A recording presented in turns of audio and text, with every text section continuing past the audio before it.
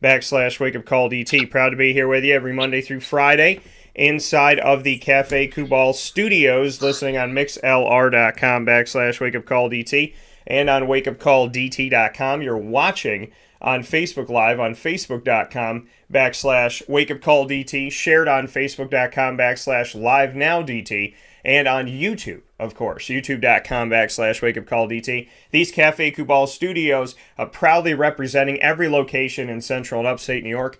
3501 James Street, 324 West Water Street, 208 North Townsend Street, 401 South Salina Street, all in Syracuse, as well as inside of Golisano's Children's Hospital in downtown Syracuse, out in Manlius on 343 Fayette Street, and you will also find them in their newest location at the Sweetheart Corners on the corner of Route 11 and Taft Road in North Syracuse for their first ever drive-through location. So a lot of great ways to get in touch with Cafe Kubal, and very happy today we'll be getting in touch with two awesome people here on the show. Inside of MonPazPopcorn.com's What's Poppin'. We'll start things off in hour number one with Nathan Trout joining us from the broadcast today. He's down in Florida and, of course, coaching and doing a lot of great things down there. And he's part of Syracuse Orange football history as an alum on the kicker side and one of the historic players in Syracuse history when it comes by the numbers especially. And I got to see him kick in the Dome, and I'm very happy that we have built a friendship and had the opportunity to speak here on the show and so much more. So Nathan Trout will be joining us in just a second to speak on name, image, and likeness, Syracuse football, and more. And hour number two from 10 a.m. to 11 a.m. Eastern Time, my co-host from the first show I ever did at my alma mater, Marywood University, MU Courtside, Joe Forgione, will be joining us for an hour of comedy, sports, and life, as we always do. So, with that being said, let's bring in the man of this hour, Mr. Nathan Trout. Nathan, how you doing today? Good, Dan. How you doing? I appreciate you having me on. It's always fun to come on and talk about Syracuse football. Yeah, absolutely. I'm happy to have you on here, and happy to be able to spend some time with you. One of the things that just came up that I want to go to first with Syracuse football is the fact that in 2025, on August 30th, which is a Saturday, they agreed to play in in a game that I've been to down in Atlanta, played in Mercedes-Benz Stadium, and that is the Chick-fil-A kickoff game.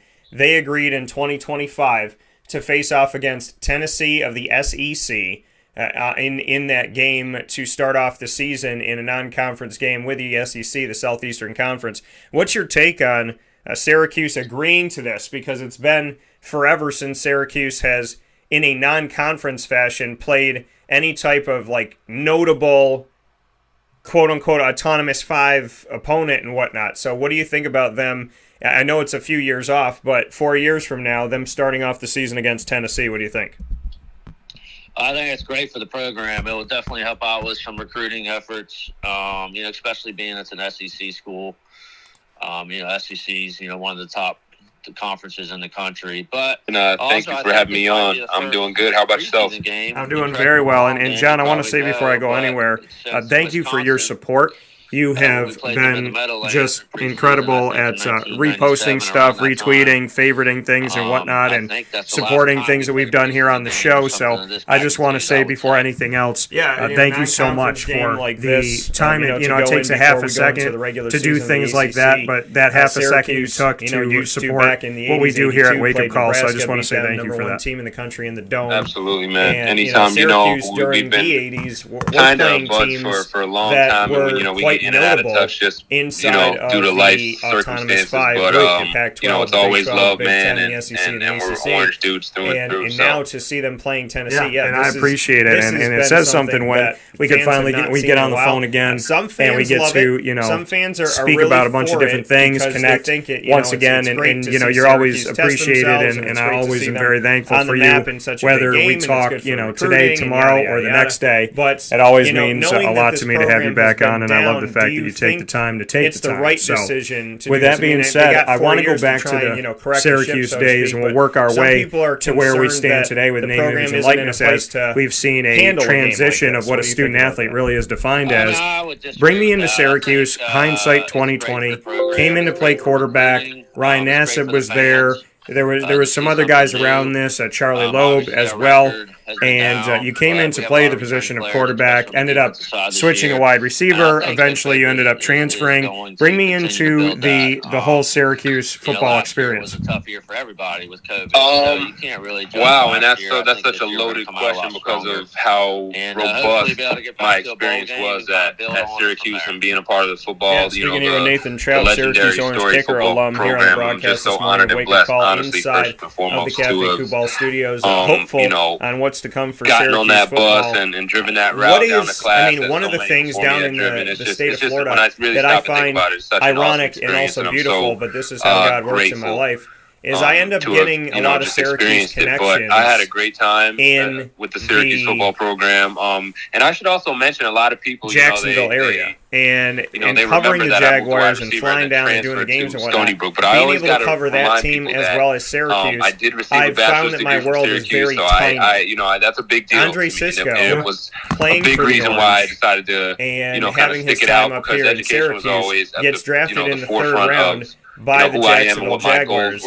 What are your thoughts on that? I mean, it's kind of ironic and kind of funny that this is what happens, is that these former Syracuse players get a look from Jacksonville, and some people said, oh, it's because of Tom Coughlin, it's because of Doug Marrone, it's because of Nate Hackett, but those guys aren't there anymore. So, seeing the fact that they saw the talent in a guy like Andre Cisco, what are you excited about being down in Florida, knowing that a former Syracuse player is potentially going to put himself out there on the field, because in the safety situation, it's kind of open in Jacksonville. And you give credit to the staff that you had. Awesome. Who had the biggest influence on your life? And what can you say about the Syracuse staff and the relationships that you built? And I know they're trying to build that. Who had the biggest impact on my life that as far as the SU staff goes?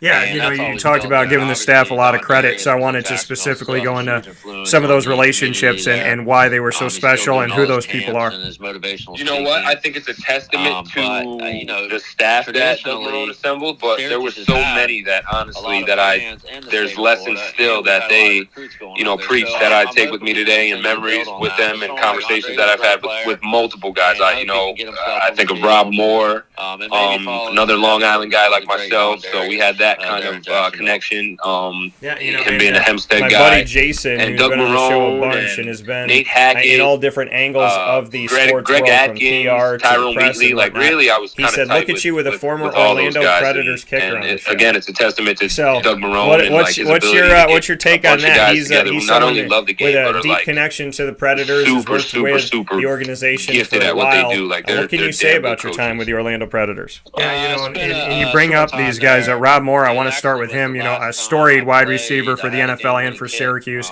What type of impression did he leave on you, and what can you say about that bond? It was just really neat having a guy that I know, had driven through Valley Stream and been to, the mall, like the same mall as me, and, just having that Long Island connection was really neat. And then, on top of it, he's a pretty big deal at Syracuse, so having him back was awesome, and he's just that last time. Well of knowledge, and fans rushed the field. So it's cool because when I work with quarterbers and stuff, I also have that wide receiver perspective. It was I had such a in-depth, crash course of the wide receiver position, being a my high school, Dylan Barnes, or Barnes, that's actually kicking for them right now, which is pretty cool as well. Yeah, and again, that small world. How tiny has the world of sports become to you? Oh, it's super tiny, and you travel all over the place, and you're meeting new people, and there's connections there. You could be anywhere in the country or anywhere in the world in some cases, to connect everybody in some way, shape, or form involving sports.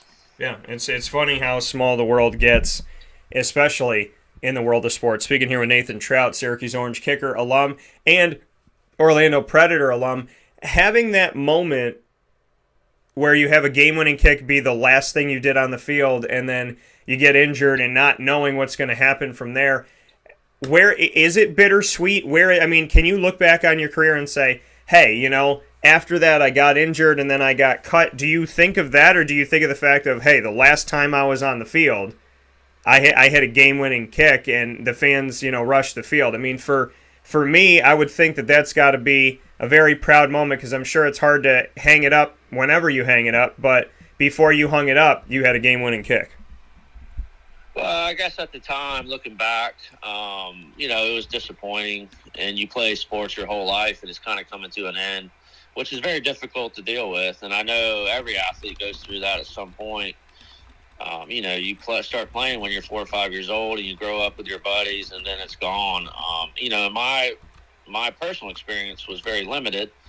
I didn't have a Hall of Fame career in the NFL or anything like that. But looking back, I did play Division I football. I did play in the, Michigan Stadium. I did play at Syracuse. I did do a lot of great things and accomplish a lot of great things that I got to look back and be proud of myself. Although I didn't go to the next level, and have a long career, I still did a lot of good things. And I got my education, and, I'm using that, and we continue to build off of that. Yeah, and to see, the history that you have with Syracuse football and the numbers that you've had there too is incredible. And it's funny because, you and I talk now and we've built a friendship, and I've had you on the show a bunch, and I definitely appreciate your time. And when I was a kid in the Dome, I was watching you play, and I remember praying and hoping that you got an opportunity after Syracuse because I really respected you. And you were one of, if not, very notably, pretty much, I think, were, from my entire childhood to now, my favorite kicker at Syracuse. So, to me, it's kind of surreal and really cool. So I think what you need to know on your end is, as much as, something may not end your way or go your way or whatever it may be, I remember you kicking in the Dome and having a bunch of fans there, and it was totally silent. And I also, remember the fact that I said to my dad, I don't care what happens, I hope Nate Trout makes it.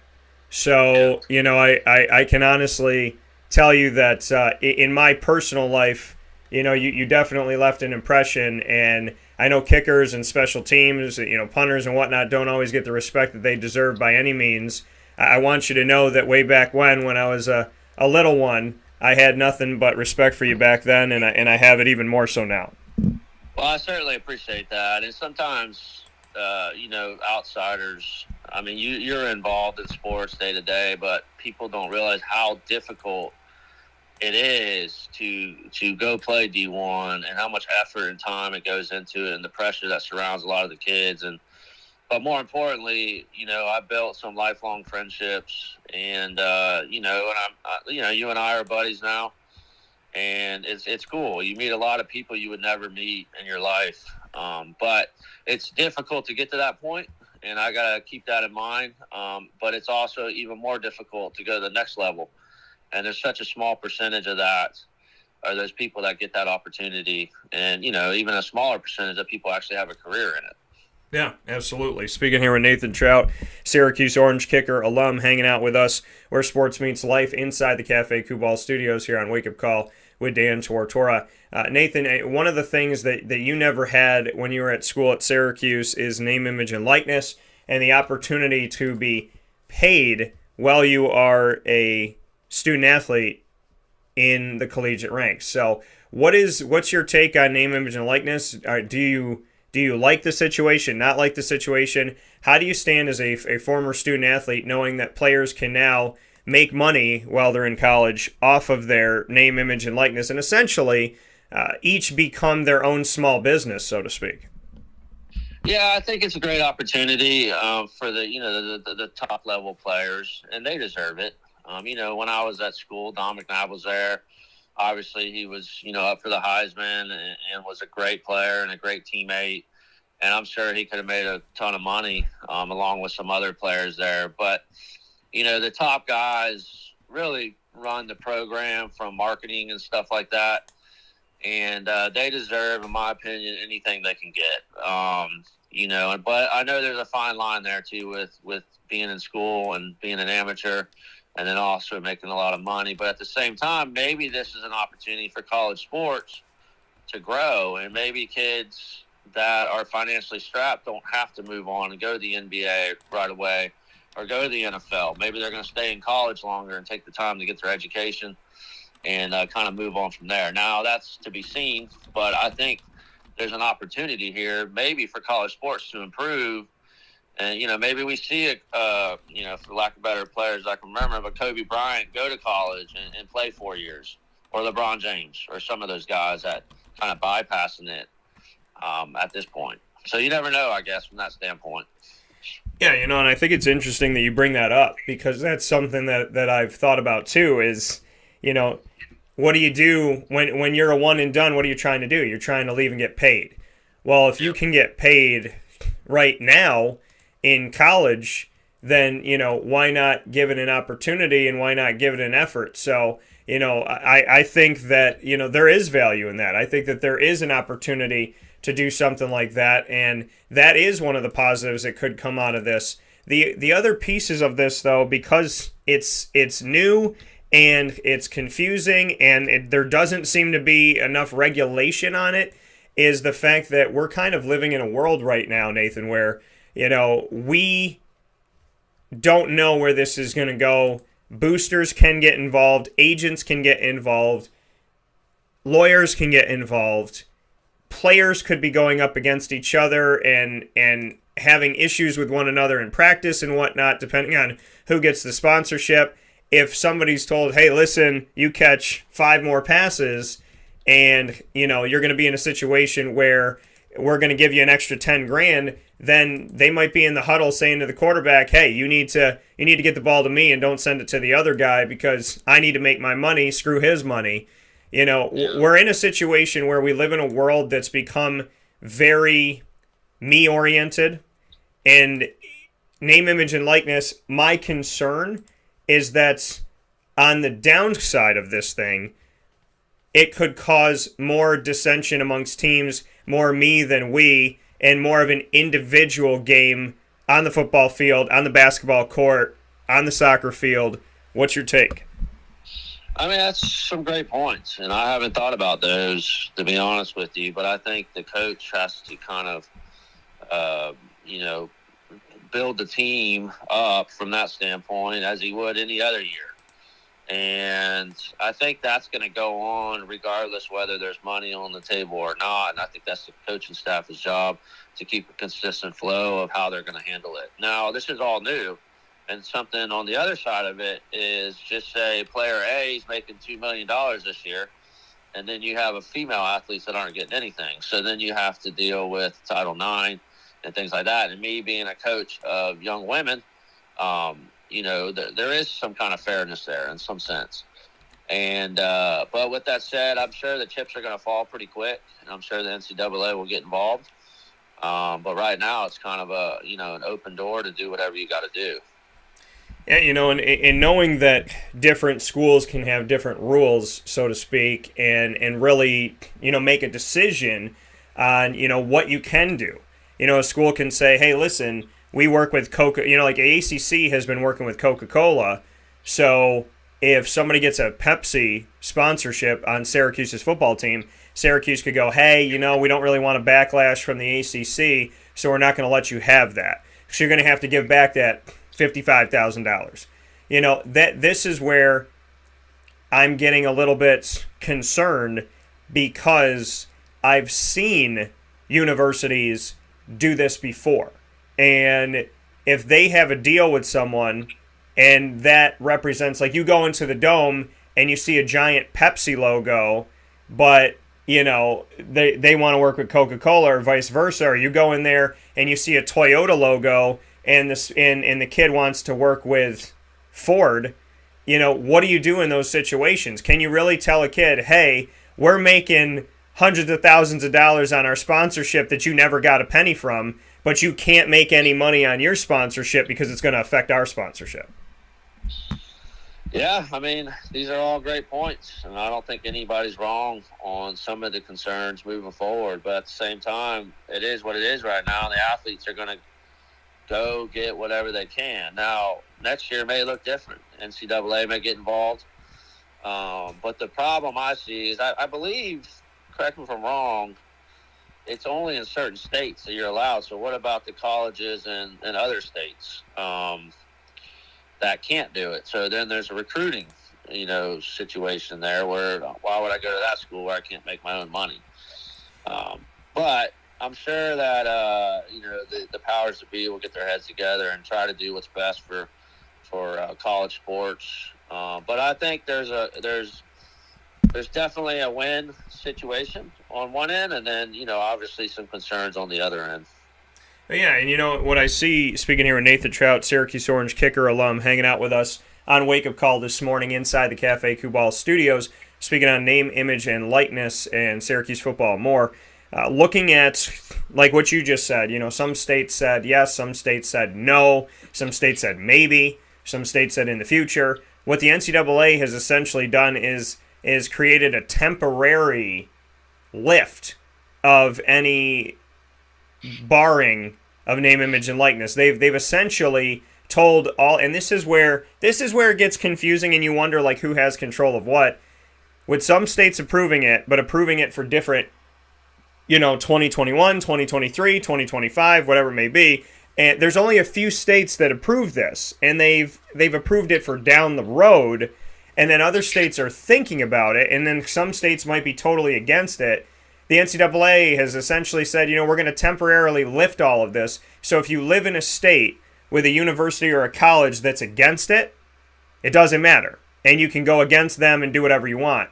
How do you feel about that? That I think it's like 9 states have approved it, 41 have yet to approve something, with state governments supposed to have some type of power. The NCAA has essentially said to all of America, if you are a student athlete in college and you're under the NCAA D1, 2, or 3, you can do whatever you want regardless of the state you live in. What do you think about that? Again, I think there's it's a web right now, and nobody truly knows all the rules behind it. And good call with Dan Tortora from inside of the Cafe Cue Ball studios. You mentioned Nate Hackett. That's one of my guys. Very close relationship with Nate over the years. What can you say about the impression that Nate Hackett has left with you? Nate is just a fireball of energy, and that's how I will always remember him. And it's no mistake. I mean, we used to call him a mad scientist, and there's no mistake he is where he is right now. I think if I'm not mistaken, he's still with the Packers in some capacity. I think he might have been the offensive coordinator. Yeah. Just a really, really talented guy, very smart. An athlete. Played the game himself at college level. So another guy who was just had so much knowledge. His dad being, Paul Hackett being who he is. It was just incredible the amount of information that was pumped into me in those 3 years that those guys were there. And seeing that, and you brought up Doug Marrone and whatnot. Well, Doug, I've been able to connect with him in Jacksonville, connect with him in Syracuse. Obviously, he spent time with Buffalo and with the New Orleans Saints before that. Do you think it's going what did you think about Doug Marrone as an overall leader? Some players said they love playing for him. Some people say he's not a player's coach. How did you assess Doug Marrone, and what can you say about how was he to you through your eyes? I would not categorize Doug as a player's coach either, but I will say this: he is a people's coach, and what I mean by that is he understands people. He understands how to get a group of guys to collectively, work towards and achieve a goal. And that's evident, through his path after Syracuse even, with the Bills and then the Jaguars.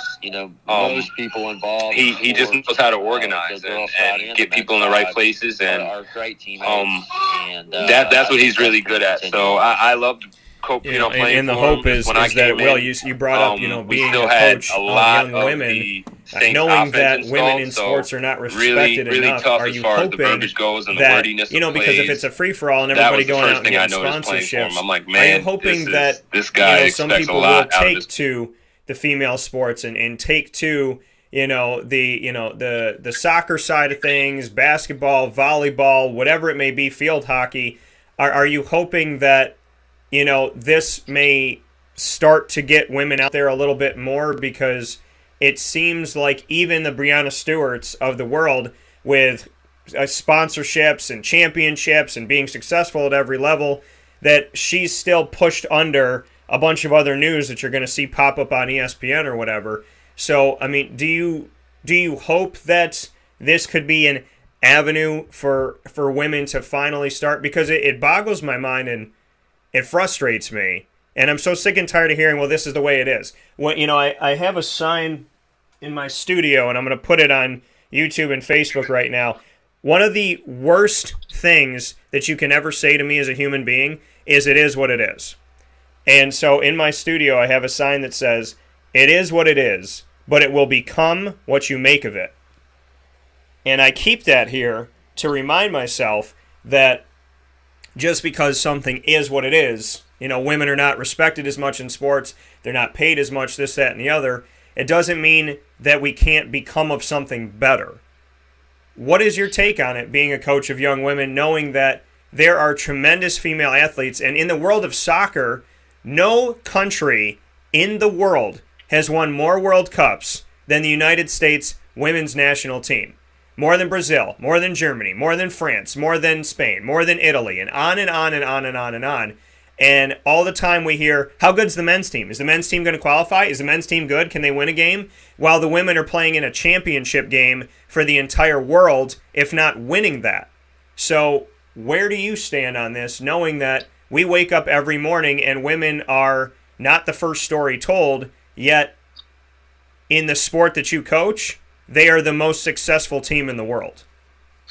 Yeah, no, I would agree with a lot of what you said, and some people are looking at women's sports again, all to my benefit. Little did I know, a lot of that stuff I'm still, preaching and coaching right now. There's still a lack of funding. Yeah, and with you having a coaching opportunity right now, share that with everybody, what you're up to, what you're doing, and how you get to mold young minds yourself as a former quarterback and wide receiver. Now you have the chance to bring it to the next generation. Tell everybody kind of what you're doing and what it's brought to your life. Speaking of what you were talking about, the NIL. Man, yeah. So I'm just on the outskirts of Buffalo, and the Barstool thing. I had the ability to coach and train and coach out of high school as an offensive coordinator / quarterbacks coach, and it's just awesome, man. I of that nature to where often find myself thinking back to the times that I played, and I'm like, man, it wasn't that long ago that I was, out here grinding 6 o'clock in the morning. So it keeps me young, and it keeps me, energized, and with having something other outside of my family, having something to look forward to, and there's nothing like Friday Night Lights. So I'm just loving coaching high school football, loving coaching quarterbacks right now, and life's pretty good.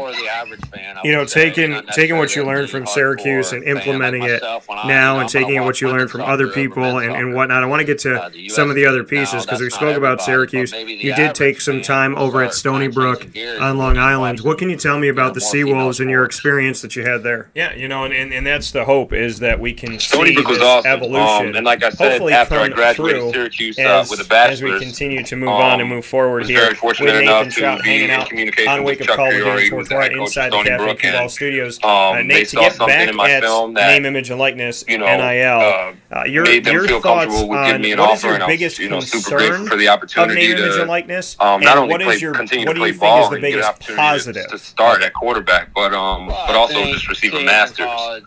So I was able to get my master's in that 1 year there, and made some really good lifelong friendships. Teammate of mine, Shane Johnson, shout out to Big Shane J. He was a Pitt fifth-year guy like me, lineman, and he and I got real close, and he actually ended up being in my wedding. So, a lot of good relationships built at Stony Brook, and nothing but love for the Seawolves.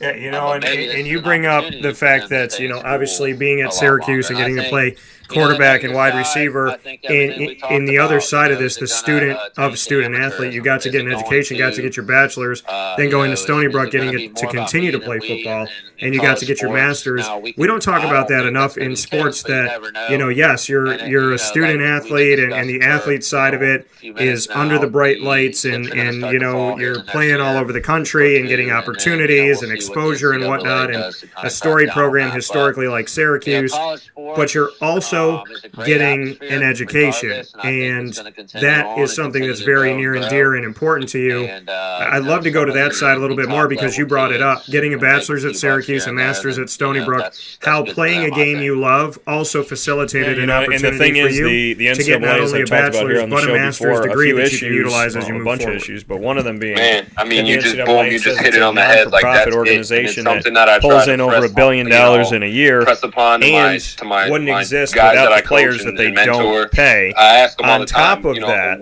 how on are you top using of that the game? situation, Like this game in college is not football only where you played, and so many an have, and so outlet many for will, and so many fun, are. but I mean, it's a vehicle. Mark Emmert, the president of the NCAA, essentially said during Corona that he has no control guys really can change their over lives, college football.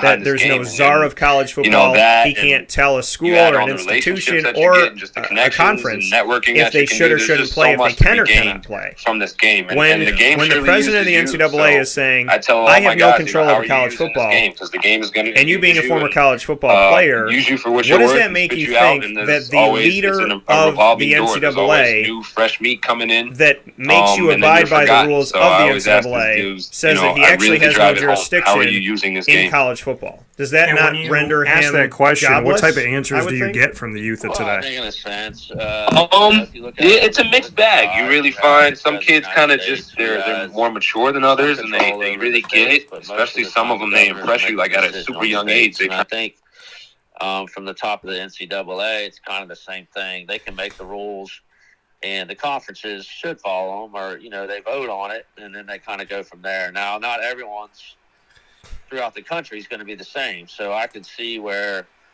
things might change here and there for certain conferences or schools to make it fit within the system. But yeah, I mean, you bring up a good point, and I did not see that he said that, but I'm sure he's kind of washing his hands from some of the decisions that were being made last year, where maybe he didn't agree with it, or maybe he did agree with some, and but everyone kind of did their own thing from a conference thing, and nothing was really aligned, in my opinion, from football last year. Well, and that's the thing. You've seen college football last year go through this, and there were 4 different things that were happening. Conferences were playing, and all the teams were playing in the conference. Conferences weren't playing, and no teams were playing within the conference. Conferences were playing, but the teams within the conference didn't have to, or conferences weren't playing, but the teams could play. How confusing did college football become for you last year? And did you ever really know before last year that it was every conference for itself, or did you kind of learn that when you saw it? Well, I knew a little bit about that, but not to the full extent of what I did learn, through COVID last year. And, a lot of teams and smaller schools played in the spring, I believe. So, and I think we talked about that on the show last year during COVID, that, it was going to hurt recruiting, or some of these high school seniors coming in and getting recruited and things like that. But I was not aware of, obviously going through COVID, you learned a lot about the system per se. But yeah, it seems that we should be more aligned. But that's the world today. They look at the political thing, we're kind of separated in, and a lot of other things. And college football and conferences, they should be directly aligned. But at the same time, they're kind of doing their own thing as well. Yeah, and it's been very, very. I mean, hindsight 2020, coming out of college football as a former college football player, what do you think about collegiate athletics and the NCAA and everything now that you're able to turn around and look at it and not have it above your head, so to speak? What do you think about collegiate athletics? What do you think about the NCAA? What do you think about what you know now? I think that I just had this conversation about how hard, or how much harder it was to recruit kids back in the 90s, 80s, 70s, because coaches had to go on the road and actually recruit kids. Well, now they can sit on their laptops or computers and watch film on them, or you got social media and you got all these different things. So I think NCAA has done a good job of growing over the years, but at the same time, I still think there's loopholes, and conferences and teams and things like that got to do a better job of keeping it about the kids and keeping it about the game itself. College football is very pure. That's why people like it.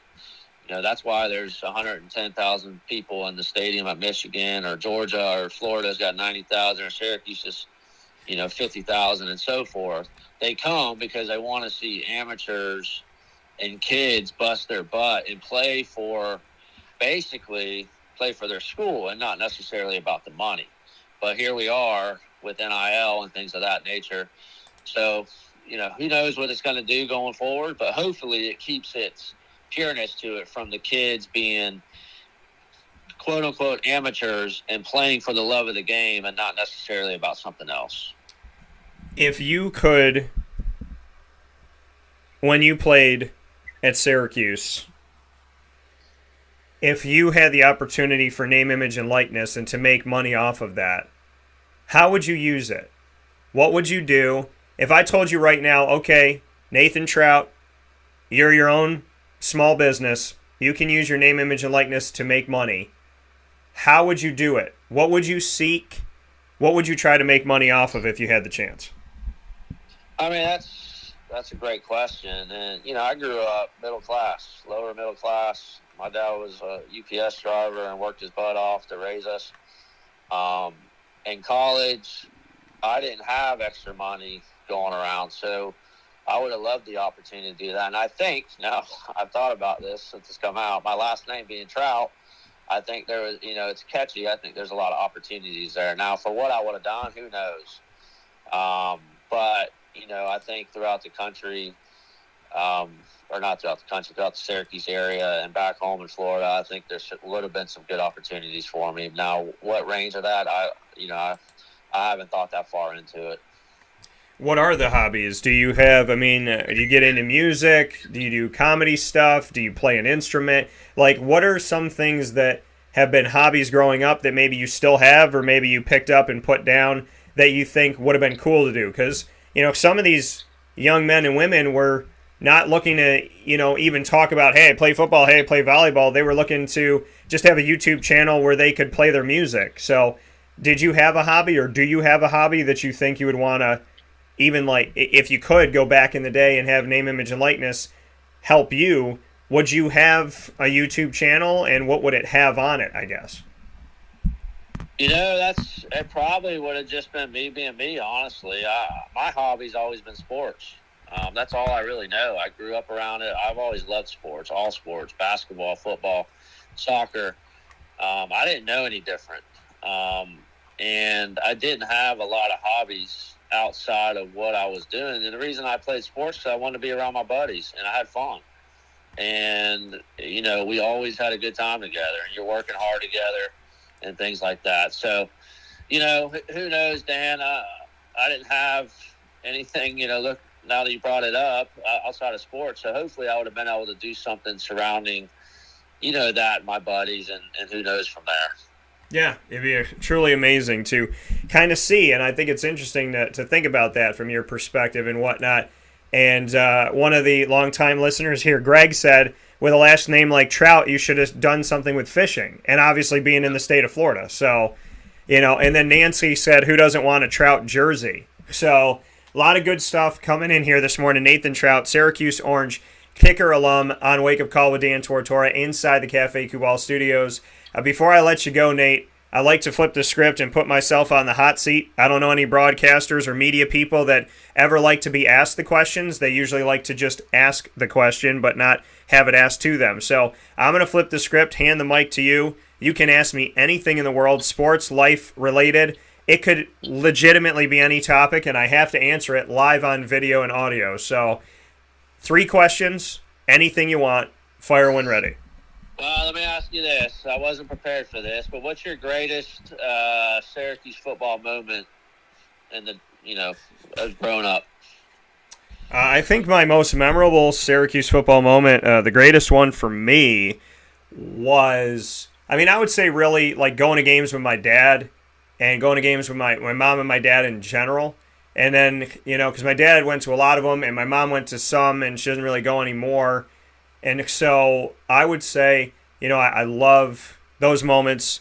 And one of the big moments was when my dad and I had seats behind one of the goalposts, and Donovan McNabb dropped back, and a bunch of the receivers ran deep routes, and Kevin Johnson stayed to his right. And everybody thought that he had thrown the ball, and every DB was just chasing the heck out of their receiver way down the field, 20 yards, 30 yards, just following these guys, just thinking everybody's going to the end zone. And Donovan had the ball at his hip.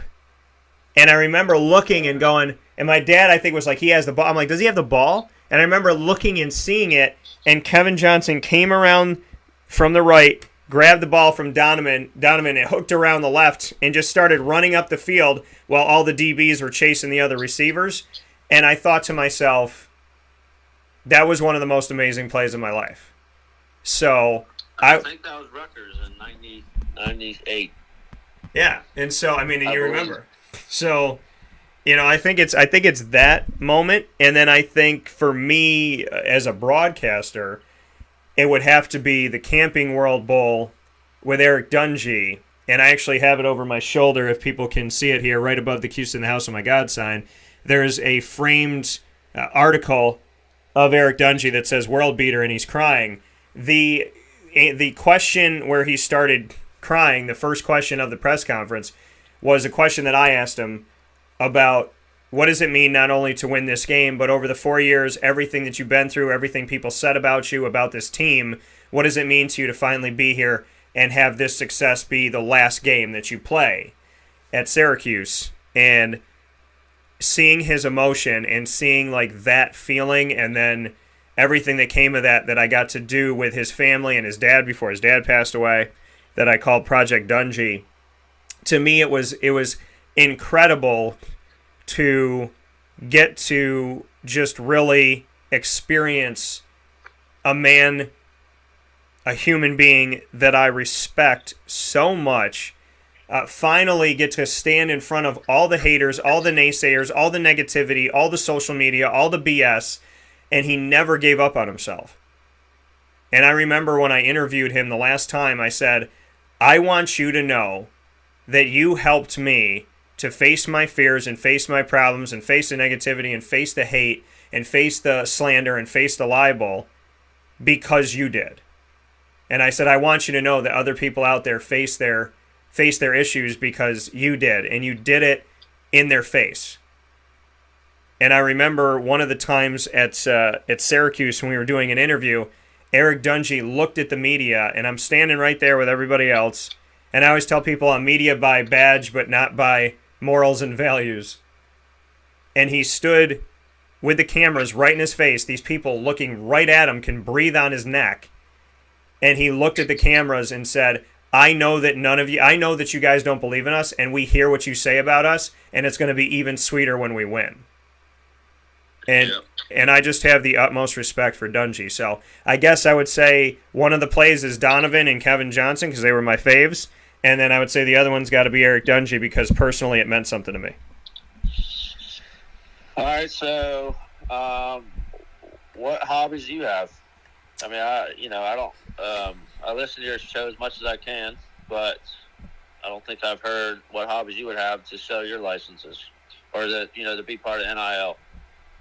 Yeah, so I think if I was in college and I was playing a sport and I could make money, my hobbies that I would utilize would probably be my desire to make movies, to screenwrite, to direct, to act, and to produce, and to edit. I would say I've been singing my whole life, so I would do something of a YouTube channel with music. And I love creating music, so I'd probably have songs that I've written. I'd probably have songs that I'd sing, and I'd probably have songs that I would, produce and kind of put together. So I would say, musically I'd be doing something, movies I'd be doing something, creating commercials, like a lot of things I'm thinking of doing anyways. And I'd probably have my stand-up comedy up there too. So basically all of the things in my wheelhouse that I'm going to do anyways, I potentially would have started doing at Marywood University and just putting it out there if I was making money. All right, well, lastly, everybody wants to know when you're going to get down to Maryland, Florida and see my Lady Mustangs play this winter. Well, so when's the season? What are my months? Well, it's perfect for you. It's late October to around February. So it's right in the heart of winter. You come down to sunny Florida. Well, I would say to you that I was planning a trip in November, and I would also say to you that I am an October baby, and I deserve to have a nice birthday. So I would tell you that I will, God willing, be down there this fall, either in October or November, and you can be sure that I will make sure that when I come down there, I time it so that I can come see your team. Sweet. So that coming from Nathan Trout, and you have my word, and my word is my bond.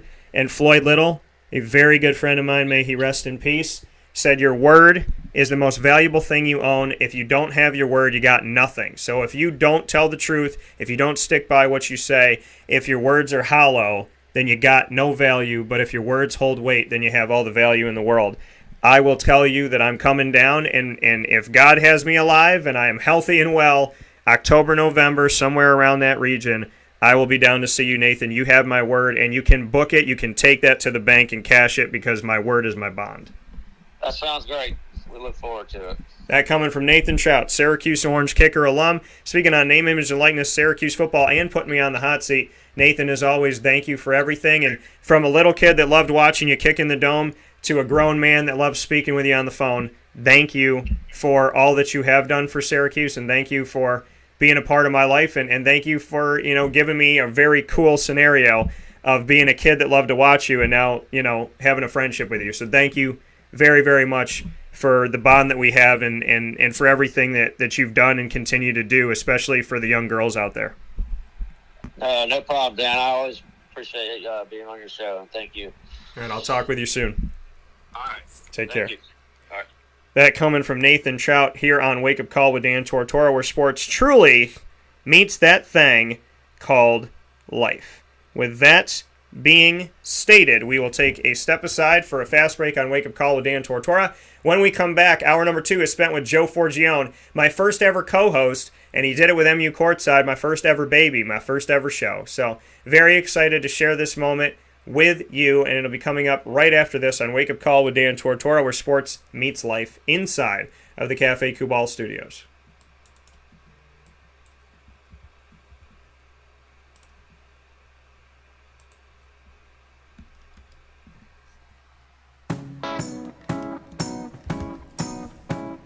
In these unique times, there are those in our community that give us a sense of normalcy and positivity. Pizza Man on 50 Oswego Street in Baldwinsville has been here for you for over 35 years and is here now.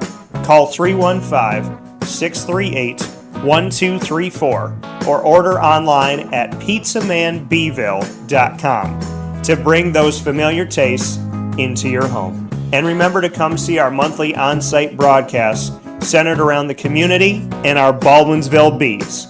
Pizza Man in Baldwinsville. Any way you slice it, they are always here for you.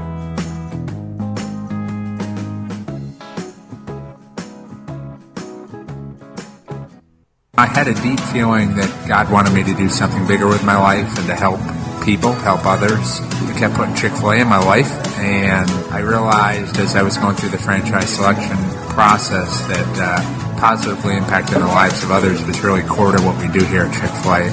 First of all, it starts with the food. The food is brought in fresh daily. We bring in local produce.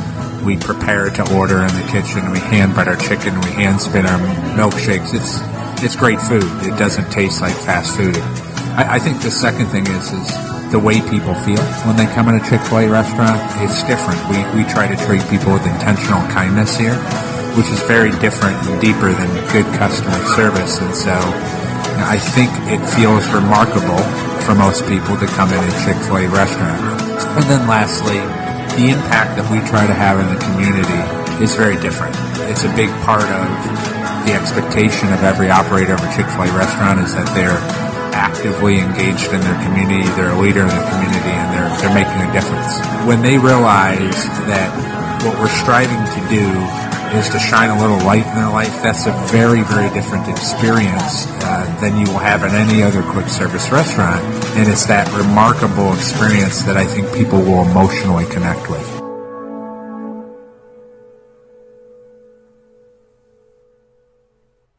I'm George Townsend of Honda City with some good advice when buying a new car. The true cost of owning a new car is determined by the appraised value when you trade it. No vehicle appraises higher than a Honda. Next, look for low APRs and deep discounts. You also want low maintenance costs and great fuel economy. That's why my advice to you is to buy a new Honda. Looking pre-owned, visit our Honda Certified Used Car Center. Honda City, 7140 Henry Clay Boulevard, Liverpool, or HondaCity-CNY.com. It would be a pity if you don't shop at Honda City.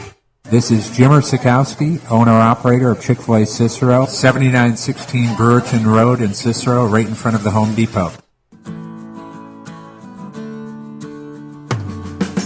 Our corporate purpose at Chick-fil-A is to glorify God by being faithful stewards of all that's entrusted to us and to positively influence all those who come in contact with Chick-fil-A. And what became increasingly clear from our success in Cicero is that people love Chick-fil-A. And also I think we recognized that, we had a great opportunity to grow the brand and grow our platform. I felt incredibly grateful when I was selected to be a Chick-fil-A operator.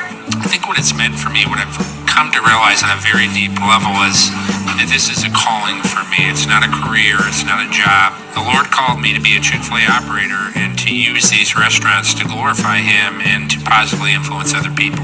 I'm blessed. I'm very blessed. Head to Chick-fil-A Clay on 3974 State Route 31 in Liverpool, New York.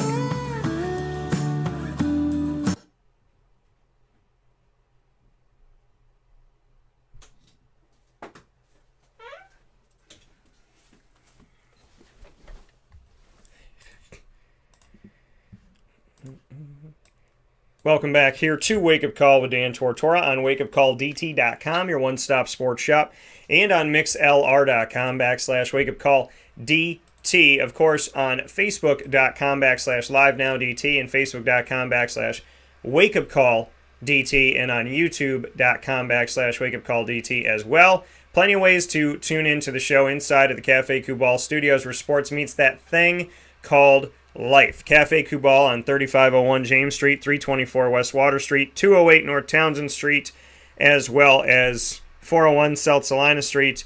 And, of course, you could find them in Manlius on 343 Fayette Street, and their newest location, which is their drive-thru location, on the corner of Route 11 and Taft Road in North Syracuse, New York. So a lot of great stuff going on where sports meets life with Cafe Football. And make sure you head out there today and get yourself your favorites. And if you've never been to Cafe Football, well, then go discover what your favorite is. There's nothing like Cafe Football, and there's nothing like supporting local. So make sure you do that today here in Central and Upstate New York and beyond.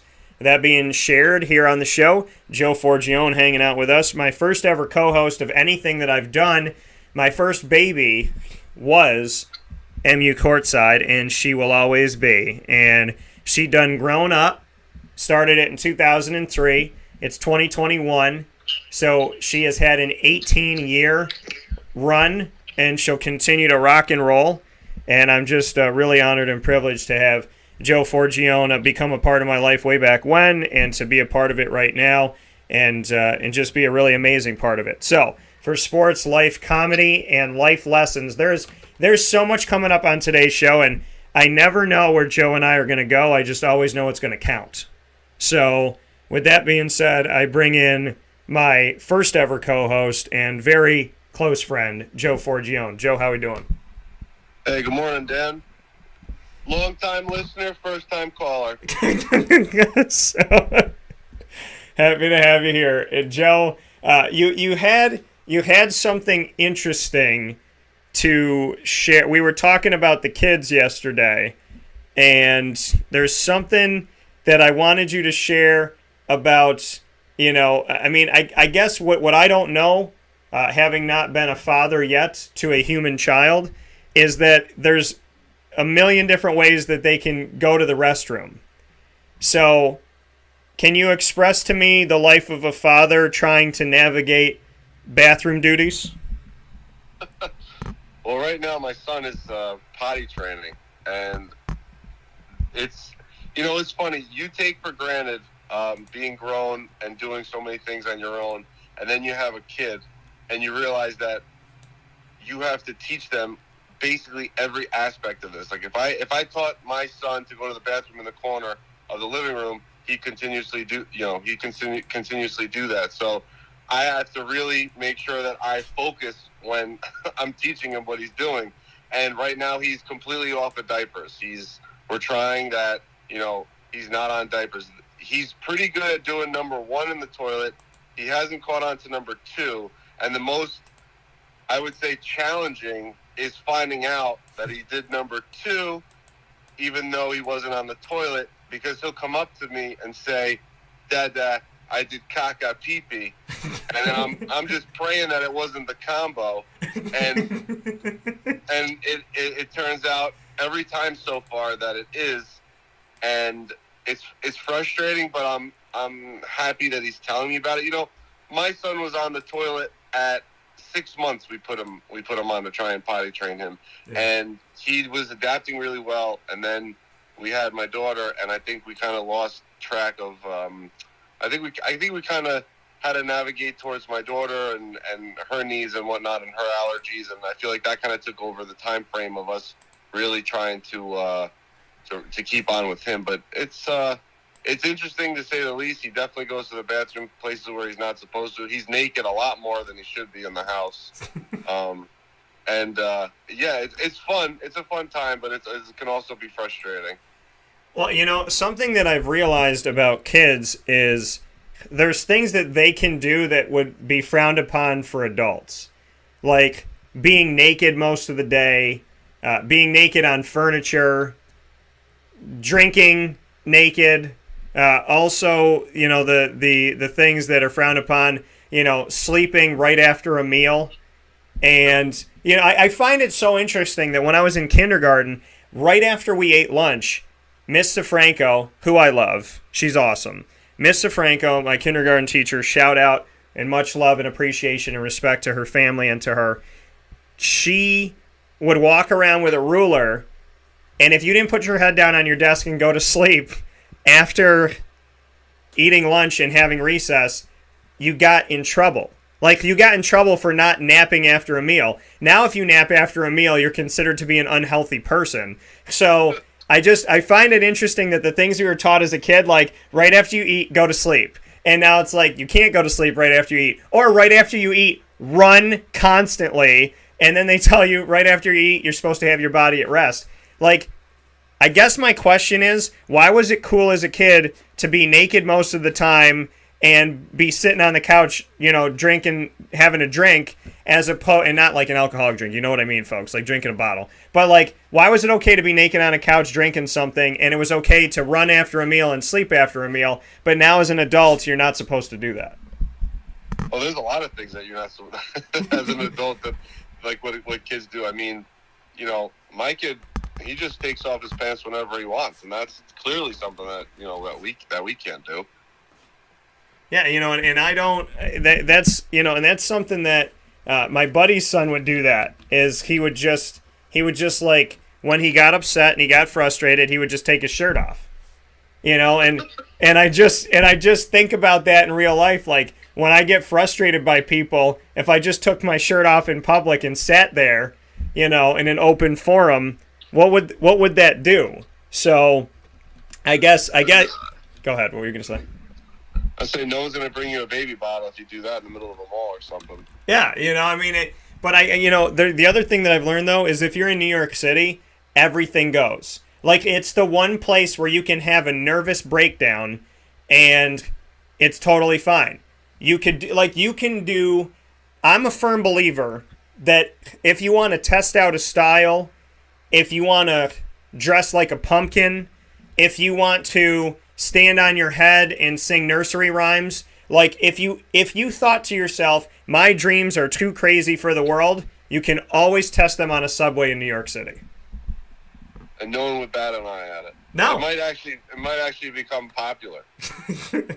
And you being so close to it and the ability to, hop on a train and whatnot, what does that do for you as a human being, knowing that most things that would be frowned upon or considered crazy in most walks of life or totally unique or totally just like out of the box, that they're normal on a subway? Like there's nothing abnormal on a subway. I think the most abnormal thing on a subway is someone dressed in a suit that doesn't say anything that's very kind. Like, I don't... So, what does it do? Go ahead. That almost looks suspicious. If someone's, like, too well-dressed on a subway, you're kind of like, what are you doing here? Why are you here? Yeah, like, what's your purpose for life? Yeah. I'll tell you what it does. It allows you the ability to never be surprised. And honestly, I think it's going in I honestly think it's going to head in a bad direction because so many people are focused in on their own lives, which is good at times. But if you look and you're in the city and you really observe and pick your head up and take it either out of the phone or out of your AirPods or your earpods, whatever they have, your headphones, whatever they are, you know, if you really just look around, nobody is really concerned about anybody else. And I don't mean that, like, you know, you can walk down the street and you shouldn't be on the phone and you shouldn't take care of what you have to take care of. But I just mean for the longevity of your stay in New York City. If you wanted to literally go into New York City and not worry or think about anybody else or talk to anybody else, you really honestly could.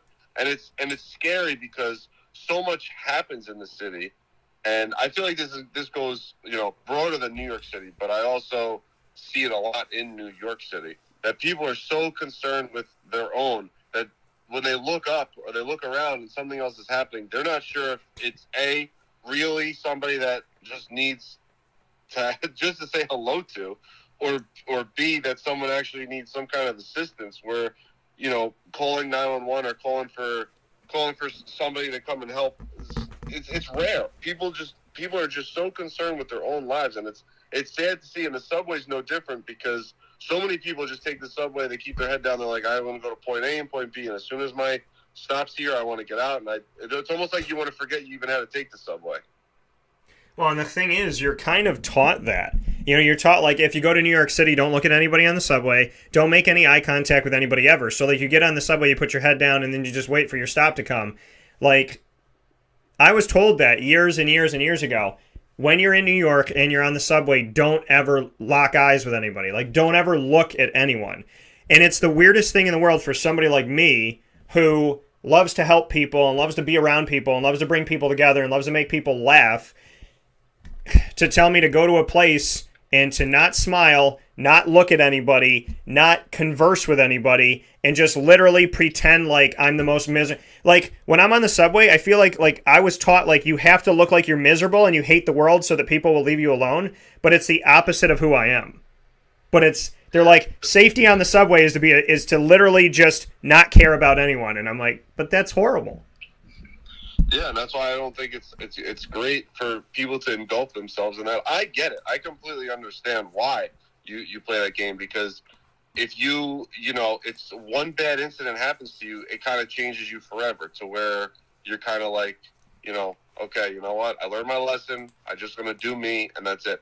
But that's not good for society. And it's starting to bleed over to when you have conversations. I mean, even talking to people on the phone, I've noticed even making some phone calls, like, it gets awkward, and it doesn't have to. It's the social skills that our society are adapting to are dangerous to where we are so tunnel vision that we're not sure of some of our surroundings, realistic things that can happen to us. There is no room for someone to learn or grow with another person with the way that we're headed right now. And honestly, I don't think it's going to get fixed because technology is what's taking that away, and technology is what's really, really growing. I mean, if you wanted to stay in your house, especially after the pandemic, if you want to stay in your house and realistically, you know, not go out and see the world, you can now. You know, you get groceries sent to your house. You have your internet. You pay your bills, you know, electronically. You can have a stay-at-home job. If you really wanted to, you never had to leave. And that's, I'm not sure. I understand why people like that, because sometimes you're lazy, the comfort of your own home. You know, you have certain days where you just don't want to do anything, and that's fine. But at some point, you have to come out of your shell, and that's where I think that the society and the world we live in right now needs the most help, is where people interacting. Yeah, you know, and I think that's the thing is, you know, the human connection. And that's what I said. Well, you know, when somebody said, how do you know you'll always be relevant? everybody thinks they're a broadcaster now. Everybody thinks that they have breaking news. Everybody thinks that has a Twitter account or a YouTube channel or a phone that, they can do your job. So what makes you special? And I said, I care about people. And I always will. And you can't mask that. You can't fake that. You can't substitute that.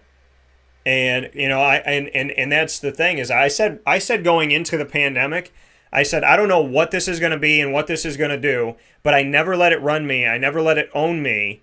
And I honestly said, I will come out of this thing better than I went in. I know that I will come out of this better than I went in because I'm speaking it into existence. I will be better than what I was. And I came out mentally better, physically better, best shape of my life better, mental state able to work things through. A lot of habits that I had started to fall away or begin to fall away. And on top of that, my business grew exponentially. We had more listeners, we had more viewers, we had more connections with people. We, did more things. We created more things. We utilized Zoom, which we never had before. We put out more video interviews and more unique interviews and did more things together and pushed the term and did things that I've never done on the show. And then, in the midst of all of this, we sign a huge partnership with Cuse Football, and we just continue to grow and to move and get Mother's Cupboard and get all these places. I made a promise to myself that this thing won't knock me down. And I think what's interesting in life is that I'm talking right now and I'm realizing that I'm teaching myself something that I didn't realize I was, is that in certain parts of my life, and I think maybe this is the same for other people too, in certain parts of your life, you can't fail. You will not fail. You trust it. You speak it into existence. You say, hey, this is going to happen. And then it happens. And you say, I'm going to be better. I went into a pandemic saying, I'm going to be better from this. I'm going to be better through this. My business is going to be better. I'm going to be healthier.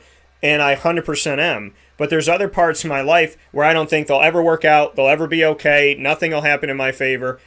Joe, let's speak to that for a second. The fact that in certain parts of our lives, we tell ourselves and we have the utmost confidence and we don't believe even a hair that we'll fail. And then in other parts of our lives, we don't believe we'll succeed.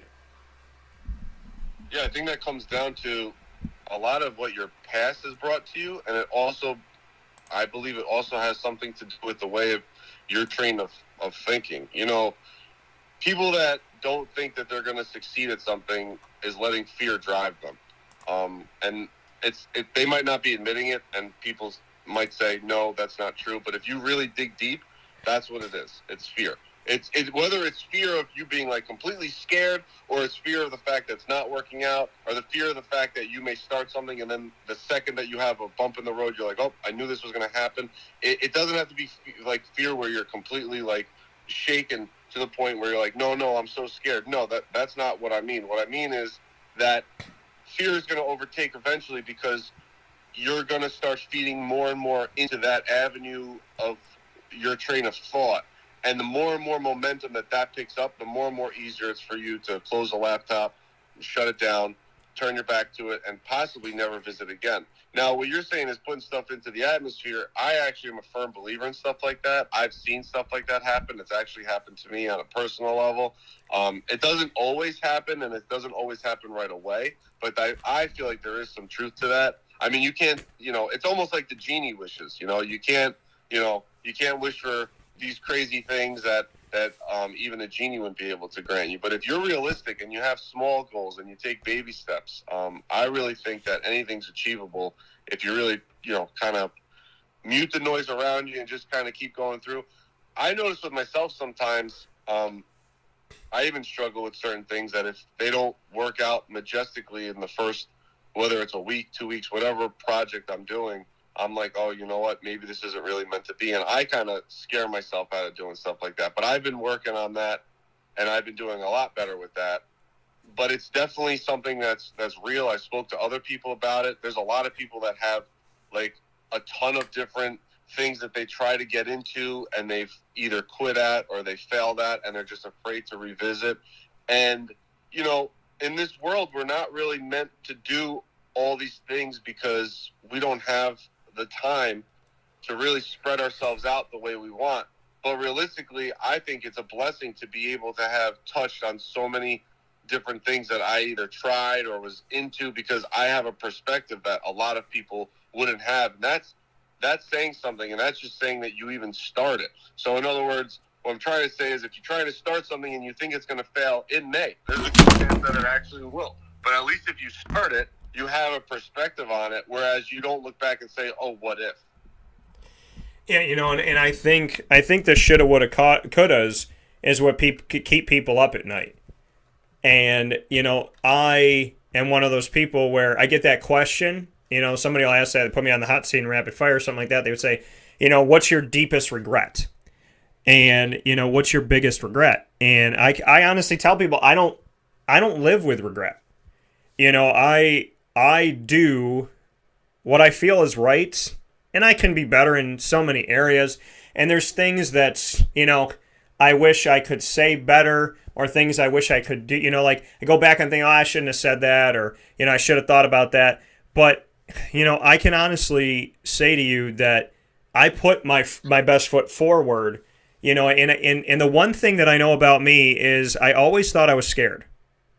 I And growing up as a kid, I was paranoid, I was nervous, I second-guessed, I was constantly overthinking everything and about everything. I was overthinking the overthinking. And what it taught me was that I was driving myself nuts, and nothing was ever as bad as I thought it was. And I think that, that is something that, people have to really sit and think about is, what's the worst that can happen? And I know that this sounds scary to people, but, okay, I fall in love. What's the worst that can happen? I get my heart broken. What's the best thing that could happen? I got a love for the rest of my life. I want to start my own business. What's the worst thing that can happen? It might take a long time. I might not make a lot of money. People might not like it right away. What's the best thing that can happen? I'm working for myself and I'm doing what I love and I'm making money having fun every day. So, I think so many people talk about starting a business or achieving their dreams, but so little people do it because of fear. And I think so many people want to be in love but are afraid to do it because of fear. I think fear is the one thing that separates the people that achieve greatness from the people that talk about achieving greatness. And, I always liken life, Joe, to a football stadium. And, say there's 90,000 seats. In a 90,000 seat stadium, 90,000 people are sitting and watching. 22 people are playing. That's what I liken to life. 22 people of the 90,000 22 people in the stadium are willing to try love, willing to go after their dreams, willing to start a business. So many of us talk about what we could do with our lives. So many of us say we would be better at that, we could do that better. So many of us contemplate it, but never do it. And then there's those of us that do it. I mean, there's a reason why when you go to a cliff and you see people jumping in the water, there's not 500 people jumping in the water. There might be 3, there might be 20, but there's not 500 people saying, yeah, I trust that if I jump off this cliff, I'm going to live. And, I guess the irony of my life and kind of the comedy of my life has been that I lived in fear most of my life, but I was always the one to jump off the cliff. So I was living in fear, but I was facing it every day. And as much as it pains me sometimes to get up in the morning and say, I got to do this again, I really do believe that fear is the devil's lie. And I'm confident that if you liken life to walking down a street and turning the corner, the devil's standing there saying this is a dark alley and you're going to get mugged, you're going to get attacked, something bad's going to happen to you. And you kind of look around it and you see God sitting there holding a gift box. And you realize that the devil doesn't want you to see it, but you got to just walk by him. And, I do, Joe. I think a lot of us talk about walking by it. read books about walking by it, pray about walking by it, have conversations with friends about walking by it, but so few of us actually take a deep breath, muster up the courage, turn the corner, and walk right by the devil. And I don't know how you live life if you don't eventually figure out how to do that. Well, there's a ton of people that'll take that their whole lives, and at the end they might say that they have certain regrets. Whereas listen, you and I, we don't live a perfect life. People listening, nobody's living a perfect life. Yeah. There's always room for improvement. The second you think there's no room for improvement is a time that either the joke's on you or you're probably very, very much alone, because if you have that mentality, then there's no place and there's no room for somebody else in there to grow with you. So you're always going to be improving. I find myself trying to improve on every level, and especially with fatherhood. There's a lot of room for improvement, and I don't know if I'll ever be able to fill the cap up on that, but every day is a struggle, and every day I'm learning something new, whether it's by a mistake, whether it's by me seeing the way that these kids react, by me seeing the way that I have to do things. There's certain things that I remember growing up as a kid that I want my kids to be able to say that they remember when they're a kid. Someone once told me that the most talent that they've ever seen was at a graveyard, and I really didn't understand that, and I thought it was a little bit weird. And I have a different sense on graveyards and cemeteries and whatnot because, as a kid, I lived by one, and I used to just take walks around there. And yeah, me too. I had no point. I had no purpose. I had no rhyme or reason to be in there. I just took walks in there, and some people couldn't believe that I was there. So, they're like, "Oh, do you go for a walk?" I'm like, "Yeah, I walk like 2 or 3 miles, and I'm at the cemetery, and no one bothers me." And I was having a deep conversation with somebody, and they said, the most talent that I know that's out there is pick any cemetery, and I guarantee you the talent is there. And I remember thinking, like, what does that mean? And they explained it to me, saying, well, a lot of people go in their graves with their best talents that were never shown off because of either fear or the fact that they didn't know the how-abouts or the what-abouts, or they just never took a chance. And that stuck with me for a long time because, a lot of people think taking a chance is just going to either, make you famous or make you a lot of money. And once you get stuck in that train of thought, honestly, that's when you start losing the traction of your thought process for success. If that's your only reason to be successful, you're already starting off on the wrong foot, which a lot of people have to think that way. They have to. I mean, I'm not trying to think for other people, but their mentality has to be somewhere along that, because you start from doing nothing to wanting to be either famous or make a ton of money, and somewhere in the middle you have to actually do the legwork on that, and then you give up. You're looking just for like kind of an overnight success story, and it happens, but it's extremely rare. So for me, I took that saying as whatever I have inside of me, I want to make sure that I kind of let it go before, my time comes, because I don't want the talent to come with me. I want to basically put it all out there, and I want to do the best I can do, whether it's me being a husband or a father or a person or, a friend, anything. I just want to make sure that I do what's right in my mind. And it kind of goes back to, like, I don't know, like if I see somebody at a grocery store struggling to put groceries in their car, and I just ask, hey, do you need a hand with that? Nowadays people look at you like, no, get the heck away from me. And that's fine. I just walk away and I kind of smile to where I not that I think it's funny that I'm approaching some stranger, but I just say, you know what?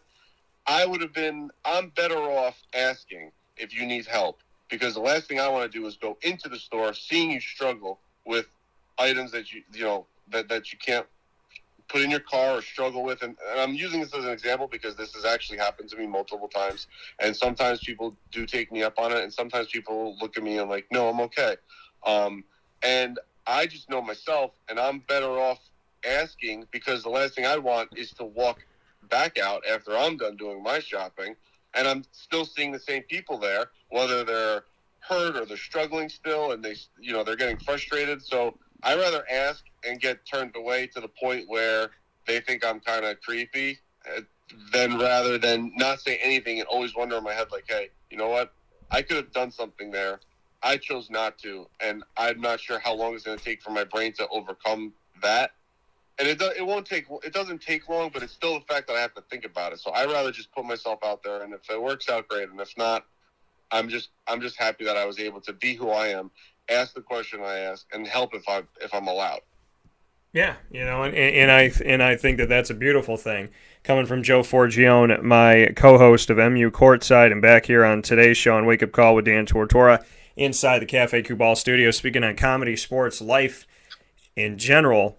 And, Joe, I find that interesting, and I want to, follow that with a story of, somebody came into my life over the last few months, and, to me, here's the thing that was always difficult for me, is that I love helping people. I love helping everybody. And I want everybody to be helped because I know what it's like to feel totally alone walking down a street, and so there's that thought of, like, when you see a homeless person, do they need help? Are they addicted to something? Do they think of things for the right reasons? Is it the wrong reasons? Are they going to try to hurt me? Are they just there to be helped? Are they telling the truth? Are they lying? And this person said something to me in helping the less fortunate, and she said, yeah, they could have an addiction, and a lot of them do on the street, and they could steal things, and they could not be a nice person, and they could be lying, but I'm not willing to take the chance that this person is the person it is. I'm not willing to take the chance that, like, I'm going to think that they're all bad, and this person could actually need my help, and I don't help them. Right. And, so we bought clothes for this one. It was such a unique situation. You talk about going up to somebody in a parking lot. I'm sitting in the car with this person, and I turn and I look through the windshield, and it had been raining, and I see and we're parked at a Target amidst all of these cars in a very busy area, and there's no chance that this person, like, I have no idea why they beelined it for our car. We're sitting in the car. I think the lady next to us was there, like, in her car or getting in her car, whatever. And this guy beelines, and so she puts my window down, and the guy looks at me, and he immediately says, hi, my name is Shaquille. I've gone through a very tough time in my life, and he tells us his story. And she goes, okay, let's help him.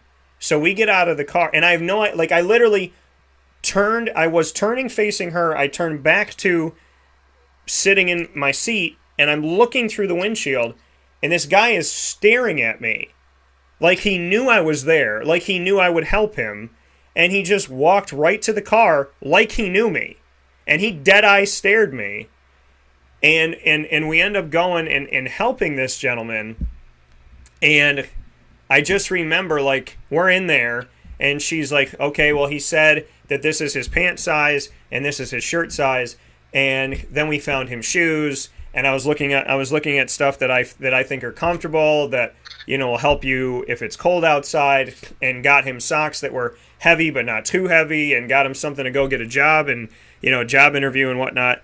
And I just remember doing that, and some people give $1 or $2, and I remember we went to the checkout, we got this stuff, and when we came outside, this man was literally standing in the rain in sandals and socks on, waiting next to the car, trusting and believing that we actually would help him when we said we would go into the store and do it. And all I could think to myself was, you know what, she's right. You never know the people that actually need your help, and if you pass everybody by thinking they're the same, there could be a Shaquille that you miss. Right. And that's a beautiful story. And honestly, that's the best thing you could do, is actually helping them out with what they need instead of giving them money. Because that's where you can break that whole, I'm not going to assume that everybody is the way, is an addict or, going to use it for something that they're not supposed to use it on. And you're just kind of being an enabler. The best way to cut that off is to do exactly what you did. Buy them what they need. If they need clothing, shoes, whatever, like you did, I'm always a firm believer in, I've never had that happen with clothing, but I always do that with either coffee or something to eat. You know, you have someone outside of like a 7-Eleven. Take New York City, for example. There's hundreds of people that make their signs, and they sit outside of anywhere basically, but most of the time they're on a sidewalk or at an intersection, and you know, they'll say, you know, hungry and looking for food, or, you know, that they're war vets, or they're homeless. Some people just say they're from out of state and they're trying to get out of here, which is, those are more difficult because they obviously need something, you know, with money. But when it comes to, you know, them saying that they're hungry and they want food, I'll always either just buy them food or coffee or something that they ask for. I'll bring them into the deli, or I'll bring them into the 7-Eleven, and I'll get them a sandwich, or I'll get them coffee. And you can tell the ones that have the intents of actually needing help because they're thankful for what you're doing for them. You know, as opposed to giving someone $5 and thinking, oh, I did my good deed for the day. You definitely gave somebody, you know, obviously gave somebody $5, so it's up to them now to do the right thing with it. The chances are they're not going to do the right thing. So I always say, buy something that they need. When you ask them, hey, what do you need? Do you like a cup of coffee? You want hot chocolate? Do you need something to eat? Do you want a sandwich? That I'm going to get a sandwich, or I'm going to get two. I'll give you one. I've done that countless times, and I feel better about it. And I don't do that to like ego boost myself or think that I'm like, you know, this angel that's got feet and walking this great earth. Like, I don't do it for that reason. I do it for the reason that we spoke of prior. There's something inside me that is not okay with just walking by someone, not asking if they need help. And that goes for someone that's homeless. That goes for somebody that needs help at a grocery store, in a parking lot, anywhere that I come across somebody. If they need help, you know, with caution, especially nowadays, I ask if they need help, and I'll put myself in a situation where maybe possibly I can help. I mean, a quick story, there was a lady in Walmart, and she was staring at the shelves, and she honestly looked like she was older, and I was in the diaper aisle, and this lady was in the diaper aisle with me, and she was staring at the shelves so intensely that it almost looked like she was going to pass out. So I wasn't sure if she was actually going to pass out or if she was just like in a zone, you know? So I kept looking for the diapers, and there's like 1,000 decisions to make. So I'm still not sure like where the boxes are for my daughter and the diapers. I mean, there's Swaddlers, there's Dry, there's Pampers, there's Sharp. There's so many choices. It's insane. It's almost like going to a beer distributor. And I by the time I found what I needed, she was still doing the same exact thing. And I grabbed my box, I went to my cart, and I turned around. I said, ma'am, do you need help? And she didn't answer. And I was like, excuse me, ma'am. And she like kind of shook out of like what she was thinking and looked at me, and she goes, you know what? If you don't mind, can you grab me the box it was up high? So she was staring because she got nervous that I was around her, and that she didn't want to ask anybody else for help. She just kind of froze up because I even asked her. I said, well, I'm sorry to bother you. I said, but you were staring for a little while. I wasn't sure maybe you needed some kind of medical attention or if you really just needed help, you know, in general. She goes, oh, my God, thank you so much for asking. She goes, I got nervous when you got in the aisle because I don't like looking that I need help. She goes, I didn't know what else to do, so I just froze. And Dan, I'm telling you, she was frozen for a good, I don't know, it probably took me like a minute, which is 60 seconds is a long time just to stare at a sticker price on something. Yeah. You know, and that's the thing is, you know, we spend most of our lives assuming. And, you know, my dad always used the thing that it makes a you know what out of you and me. And you know, he told me don't ever assume. Don't ever assume that everybody's bad. Don't ever assume that everybody's good. Don't ever, like, you don't know what it is, but in each situation, you have to treat people individually. You know, and it's hard to do when you've been through pain. It's hard to do. You know, if you've had 5 bad bosses, everything inside of you wants to believe the 6th one is going to be just as bad. If you date people and everybody lies to you and everybody breaks your heart, you can't possibly trust somebody. But I can tell you that you have to. You have to believe that the next thing could be the best thing, because that's where you get lost in the shuffle of life is when you don't believe it. And listen, it may not be, but there's a chance in life that, again, on the other side of fear, there's something beautiful. On the other side of that woman's fear, standing in that aisle, was somebody genuinely wanting to help her. And I think that, for me to have learned the things I've learned in my life, you can't think of everybody in the same profession as the same. And you can't think of everybody you date as the same. You can't think that every parent is the same. I was spoiled with the way that I grew up with my mom. And I'm very privileged and honored of growing up and now having my mom and my dad do the things that they do in my life. And so, to me, I know a world of love and compassion and being a good person and telling the truth and fighting for what you believe in and putting everything on the line. But I expect that people do that. I expect that the world does that. I expect that the world doesn't live in fear. I expect that the world, has this love and this passion and this belief and has these family members that just constantly are helping them to make the right decision. But some people don't listen to the right voices and some people do. Some people don't have any voices to help them and some people do.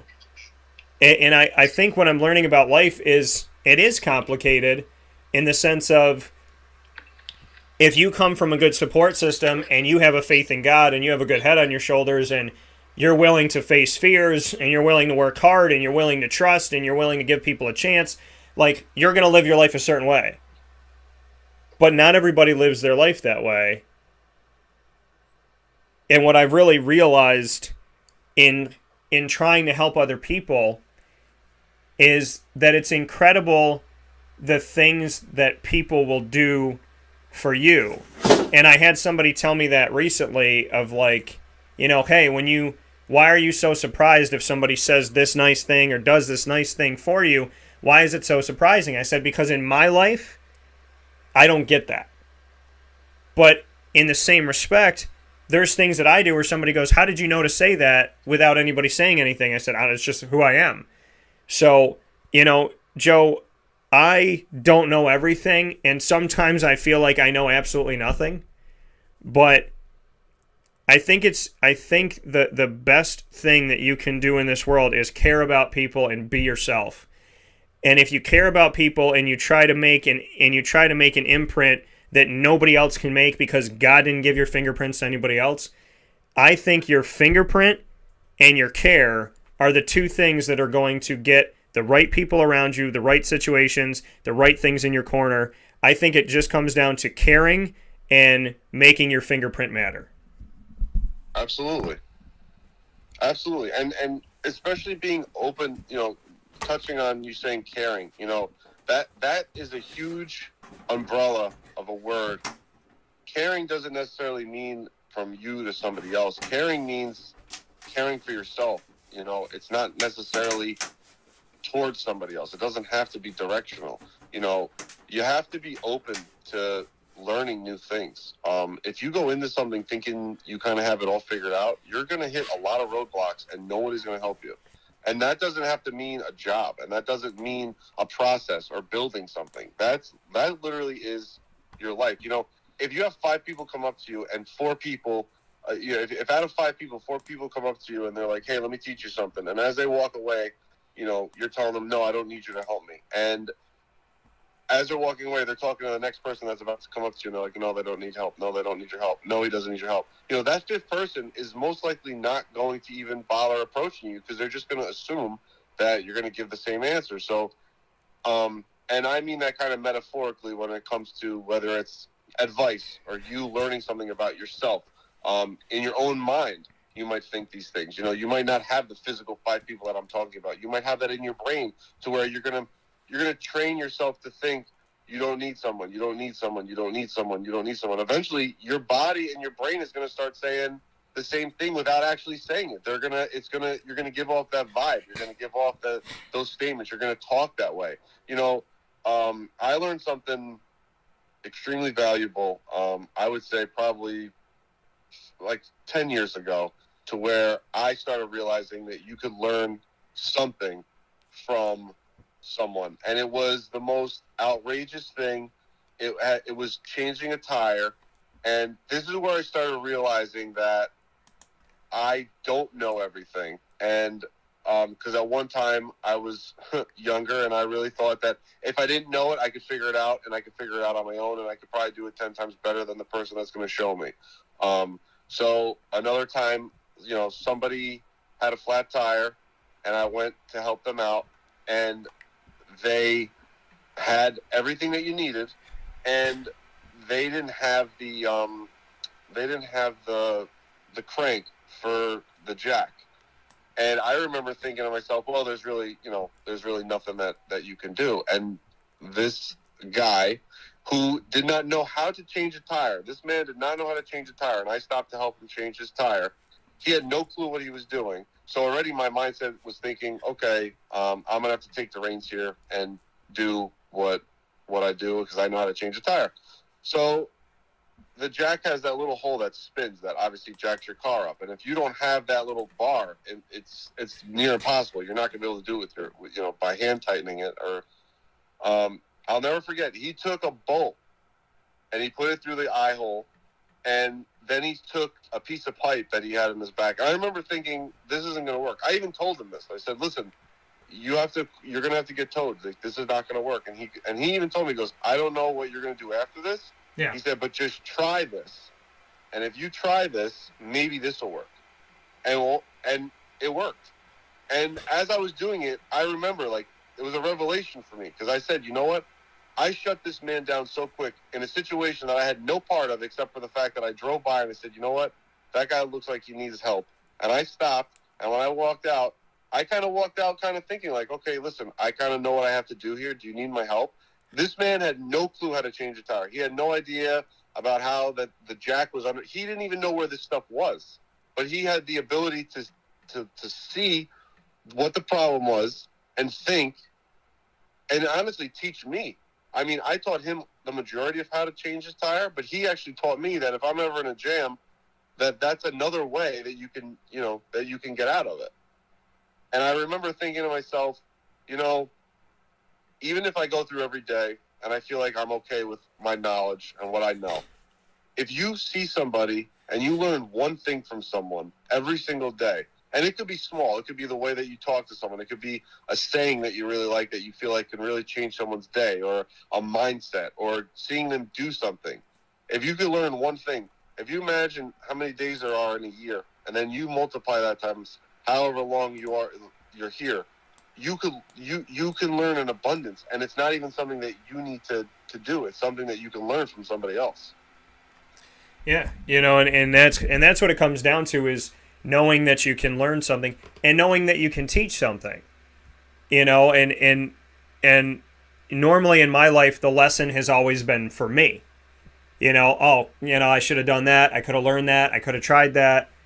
And I think you realize sometimes in life the lesson isn't for you, or it's for you, but it's not like it is for somebody else. And, I think when you learn stuff in life, you have to just be open to where it's going to take you and what it's going to do. And like I said, shoulda, woulda, coulda it's not how I live my life. That's not, nobody's going to see on my tombstone, he didn't love that hard. He didn't try that hard. He didn't do the best he could. He didn't believe. He didn't have faith. He wasn't patient. Now, the last two I can really work on, but it's the reality to me in my life is nobody that knows me is going to be like, he kind of mailed it in. He didn't really try that hard. He never took a risk. And, I think the only thing that I know how to do in my life is to take a calculated one, and I only know how to lead with my heart. Because when you start a business with no money, your brain tells you that that's insane. When I left traditional radio, it was at a time where podcasting was minimal, and it was what nerds were doing, and nobody understood it, and nobody listens, and nobody cares, and there's all this taboo, and if you said you were a podcaster, people kind of gave you a weird look. And I've seen that world change in the last 11 or 12 years, but when I started doing it, it was, why did you leave traditional radio? Did you get fired? No, you left. Why would you leave? You just left on your own? Why would you leave AM? Why would you leave FM? Don't you want to be on ESPN? Oh, you were on ESPN. Well, what are you doing now? Are you working for yourself? Well, what channel are you on? Well, why are you doing that? Well, why? Well, why? How do you make money? What are your sponsors? What is this? What is that? How do you get...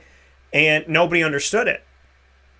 And I sit here today and I'm like, I genuinely love the day that I woke up where people stopped asking me, why aren't you on traditional radio? Why did you leave? And I'll never forget, Joe, and this was like one of the most unique situations I've been in. My grandmother passed away, closest person to me, my G-mama. She lived to be 100 in 9 days. And she passed away 4 years ago, a little over 4 years ago, on June 24th. And when she passed, somebody that used to have breakfast with us all after church, ironically, he came in. She's sitting there in her casket, open. And this guy looks at me, I think his name was Tim, and he said to me, I think it is Tim, God willing he's doing well, and he looked at me and he goes, hey, I don't hear about you on... he said, what are you doing now? I said, I'm working for myself. He goes, when are you going to be on ESPN? Like, when are you going to hit the bigs? When are you actually going to, like, make it? And while I was shaking his hand, I looked over my shoulder at my grandmother's body, and I looked back at him, and I said, well, Tim, I was on ESPN in 3 different states, and I made the decision to start my own company. And that woman right there would be more proud that I put my name on the door than I worked for anybody else. So with all due respect, if you're waiting for me to be on ESPN, you're going to be waiting forever. I'm so much happier seeing my name on the door, and she's proud of me for it. I hope you have a great day. And I just remember him staring at me and kind of like shuddered. He kind of just like, what do I do? And he kind of just walked away very uncomfortable. And I was like, you should be. And, it's like you should feel the weight of me saying to you, you do not get to tell me what is success. And I think that, I don't wish bad on him or anything like that. I'm not surprised that he shuddered, is I guess what I should say. But, for me, it's, me, Joe. You know that if I'm gonna love and I'm gonna, hope to be a husband and a father, I'm putting it all on the line, all chips.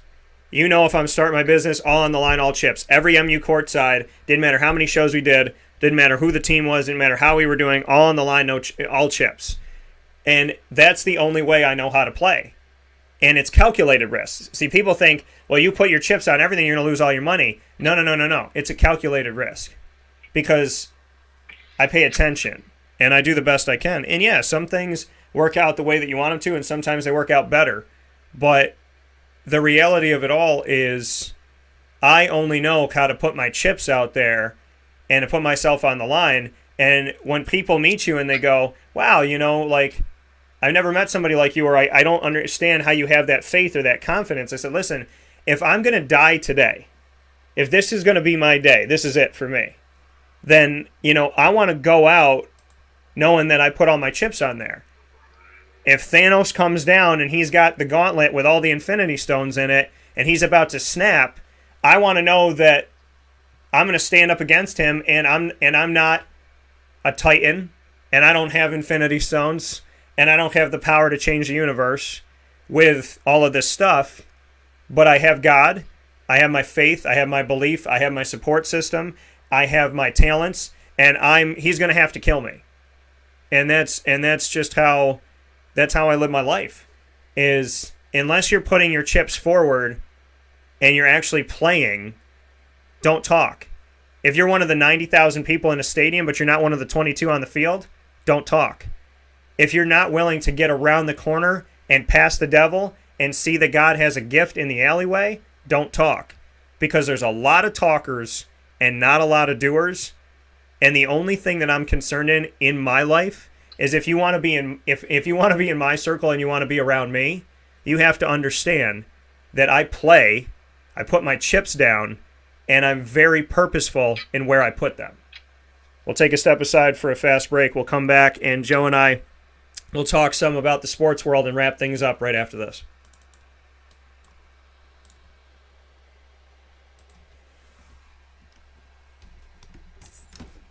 Carvel DeWitt, it's what happy tastes like. Do you know why? Because we make ice cream. Creamy, rich, flavorful ice cream. Not yogurt or iced milk like some of our competitors. Ice cream. Fresh, by hand, daily. For the calorie conscious, we have something new for you. Our new Carvelite. Same great flavor, creaminess, and texture of our regular ice cream with only 35 calories an ounce. So whether you want an ice cream cake, flying saucer, dasher, carvalanche, hard or soft ice cream, we will satisfy your craving with our fresh, handmade regular or new Carvelite ice cream. Carvel DeWitt. It's what happy tastes like.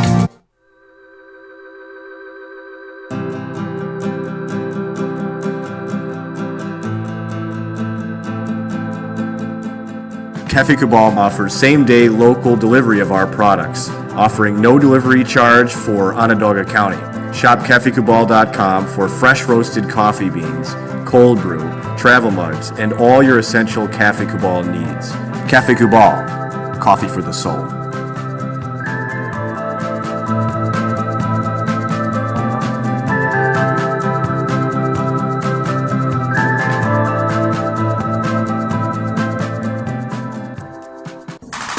The Wildcat Sports Pub in Camillus, New York is located on 3680 Milton Avenue in the Home Depot Plaza. It is your family-friendly sports bar and restaurant. Folks, some sports bars aren't family-friendly. Some family-friendly restaurants are not sports bars. The Wildcat Sports Pub in Camillus, New York is proud to be both. It is that marriage that you've been looking for years. The Wildcat Sports Pub is your home base for your sports bar and restaurant needs, games for the kids, indoor and outdoor activities, and enough things on the menu to come back every single week and get to try something new. They're open Sundays from noon to 8 p.m., Monday through Wednesday, 11 a.m. to 11 p.m., and Thursday through Saturday from 11 a.m. to midnight. For reservations and party information, call 315-487-2222 for the Wildcat family-friendly sports pub and restaurant.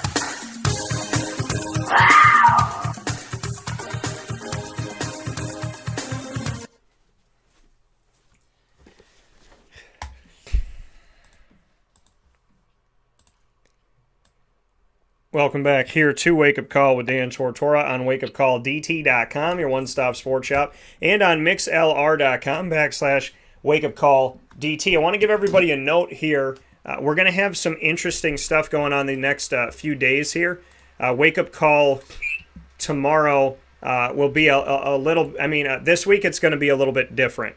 And what I mean by that is we have had a passing away of somebody in our family, of my great-uncle Pat, 99 years old. I would have been 100 this year in a month or two. And so longevity on both sides of my family, the Tortoras and the Cavinos, of getting to 100 or getting to their 90s. So that's good, and I'm hopeful that I can get there and get there with my wits and my health. But my great-uncle Pat, today, he is laid out and to rest. So I just want to send my love to everybody out there that's dealing with anything right now, any type of pain, big or small. Listen, this is what I know about pain. If you have it, it's big to you. So to anybody that's going through anything today, I'm there for you. And I would like to say a prayer, if you will oblige me, before we get back to speaking with Joe on a couple things. I would like to say it because I just feel the need. Stuff, just in general, I think needs to be said. So in the name of the Father, of the Son, and of the Holy Spirit, amen. God, I pray today that my Uncle Pat's family will be strong and will be well. I pray for his children, his grandchildren, his wife, my great Aunt Sue. I pray that for her health because she got sick right after he passed. And I just want to send you my love for all of them. This is a very tough moment for my family. There are 12 total siblings, and they're all in heaven now. So I just hope that the Tortoras are having a party, and I hope it's exciting, and I hope I get invited when I'm 100 some odd years old, and I get to celebrate it. But, for me, I just want my Uncle Pat to know that I love him. I want him to know that I will do my absolute very best, and I will keep my promises. And I'm just very impressed by the life that he had with me and the connection that we had. And, it breaks my heart to have one of his children say to me, I already don't know how I can live the rest of my life without seeing him or talking to him. And that stuff just, it hits you a certain way when you hear that. That 99 years old was still too young. And, there's a song that came out that said only the good die young. And I used to be mad at that song. And I said, why do the good people have to die young? And you know what I realized is that when you're a good person, you will always die too soon. Whether you're 20 or 100, there's never a good time for a good person to die. And there's always, you always want to have more. I said that to my mom about my grandma at 100.5. I said, there was never going to be a good time for her to die because she's a good person. So at 99 years old, I understand that. And I want to thank Suzanne, and I want to thank her for what she said to me. She said, he spoke of you often and was so happy of your success. And that hit me a certain way. So I just want people to know there is always somebody watching. There's always somebody listening. Even if it's just God, that's really good. And there's a lot of good to be had in this world. So God, I pray today for health and safety and happiness, for people to enjoy their lives, to do the best they can, and to live this day long and fun and go by slowly so that they enjoy every moment. May it be that way. And may we be safe and sound and always with our loved ones, because dying you destroyed our death and rising you restored our life. May no problem be too big for you, and may we remember that there is nothing that we will go through today that together with you we can't handle. So give my family strength. Help my Uncle Pat to be in heaven and be safe and sound and get there and be in your arms, God willing, right now. And just help us to not wait any longer to do the right thing, and not wait any longer to appreciate the gifts that you've given us, because they can go at any time. With that being said, in the name of the Father, and of the Son, and of the Holy Spirit. Amen. Joe, I really believe what I just said in that prayer, everything, but I never liked the song Only the Good Die Young, and I really believe that. The good die young, because there's never a good time for the good to die. And I feel like that's how I'm going to take that song. Yeah, it's a lot of heavy stuff right now. Yeah, it's people take this so differently. That's the one thing that I learned, is that there is no book, there's no outline on how to take something like that. I want to share something, and I hope you don't mind. When you tell somebody of passing, I've learned that a lot of people say, I'm sorry. Almost every time you tell somebody, hey, I lost so-and-so, or so-and-so's, passed. Everyone always says, oh, I'm so sorry for your loss. I'm sorry. And I'm not discounting that. And I'm not saying that that's not heartfelt, because I understand that. But I always try to look at it where, instead of saying sorry, I try and always have the people give like a memory, or I ask how that person was. And they kind of look at me funny, because they're so used to hearing I'm sorry. And, when you talk to someone that's going through deep grieving, and I'm talking like deep, I'm talking like in a zone, going through the steps, whether it's deep denial or kind of hatred, or if it's the reflecting, they kind of look at you sideways, because so many people, especially at like a wake or a funeral, and you have just a line of people coming up, I'm sorry. And then kind of outside of that, where it's kind of appropriate for you to have a conversation and people just say, oh, I'm sorry. and I do this more often than not, especially with people that I'm comfortable with. Instead of saying that I'm sorry, I always say, well, what were they like? And almost every time people kind of open, like their eyes kind of get that life back in them, because you can tell when people are in a deep grief, you can see it in their eyes. They kind of look like, well, this is new. And I'll stay firm, and I'll say, especially face to face, I'll stay firm and say, well, what were they like? What are your fondest memories? And then they'll open up, and then they'll start talking about it. And not that I expect them to tell me their whole life story and spend a half an hour just talking to me, because I'm like, I'm not trying to be selfish in that situation. I just genuinely want to know what they were like. And after that, almost every time also, people will say thank you to me. And I would say, you don't have to thank me, thank you, because when you listen to people talk about someone's memory, it's obviously what sticks out in their mind the most. When you ask them what type of person they are, it's obviously what sticks out the most. And it's probably going to be either, if not their best trait, one of the closest top traits that they have. I learned something that I can shed to other people when I'm talking about, who knows, anything. And, when I talk to that person, I'll say, wow, they sound like a very special person, and you have those memories that you can hang on to for the rest of your life. Now, most of the time that goes on, and the people that I speak to about that, they never talk about it again. But 2 people have directly texted me days later and said, thank you again.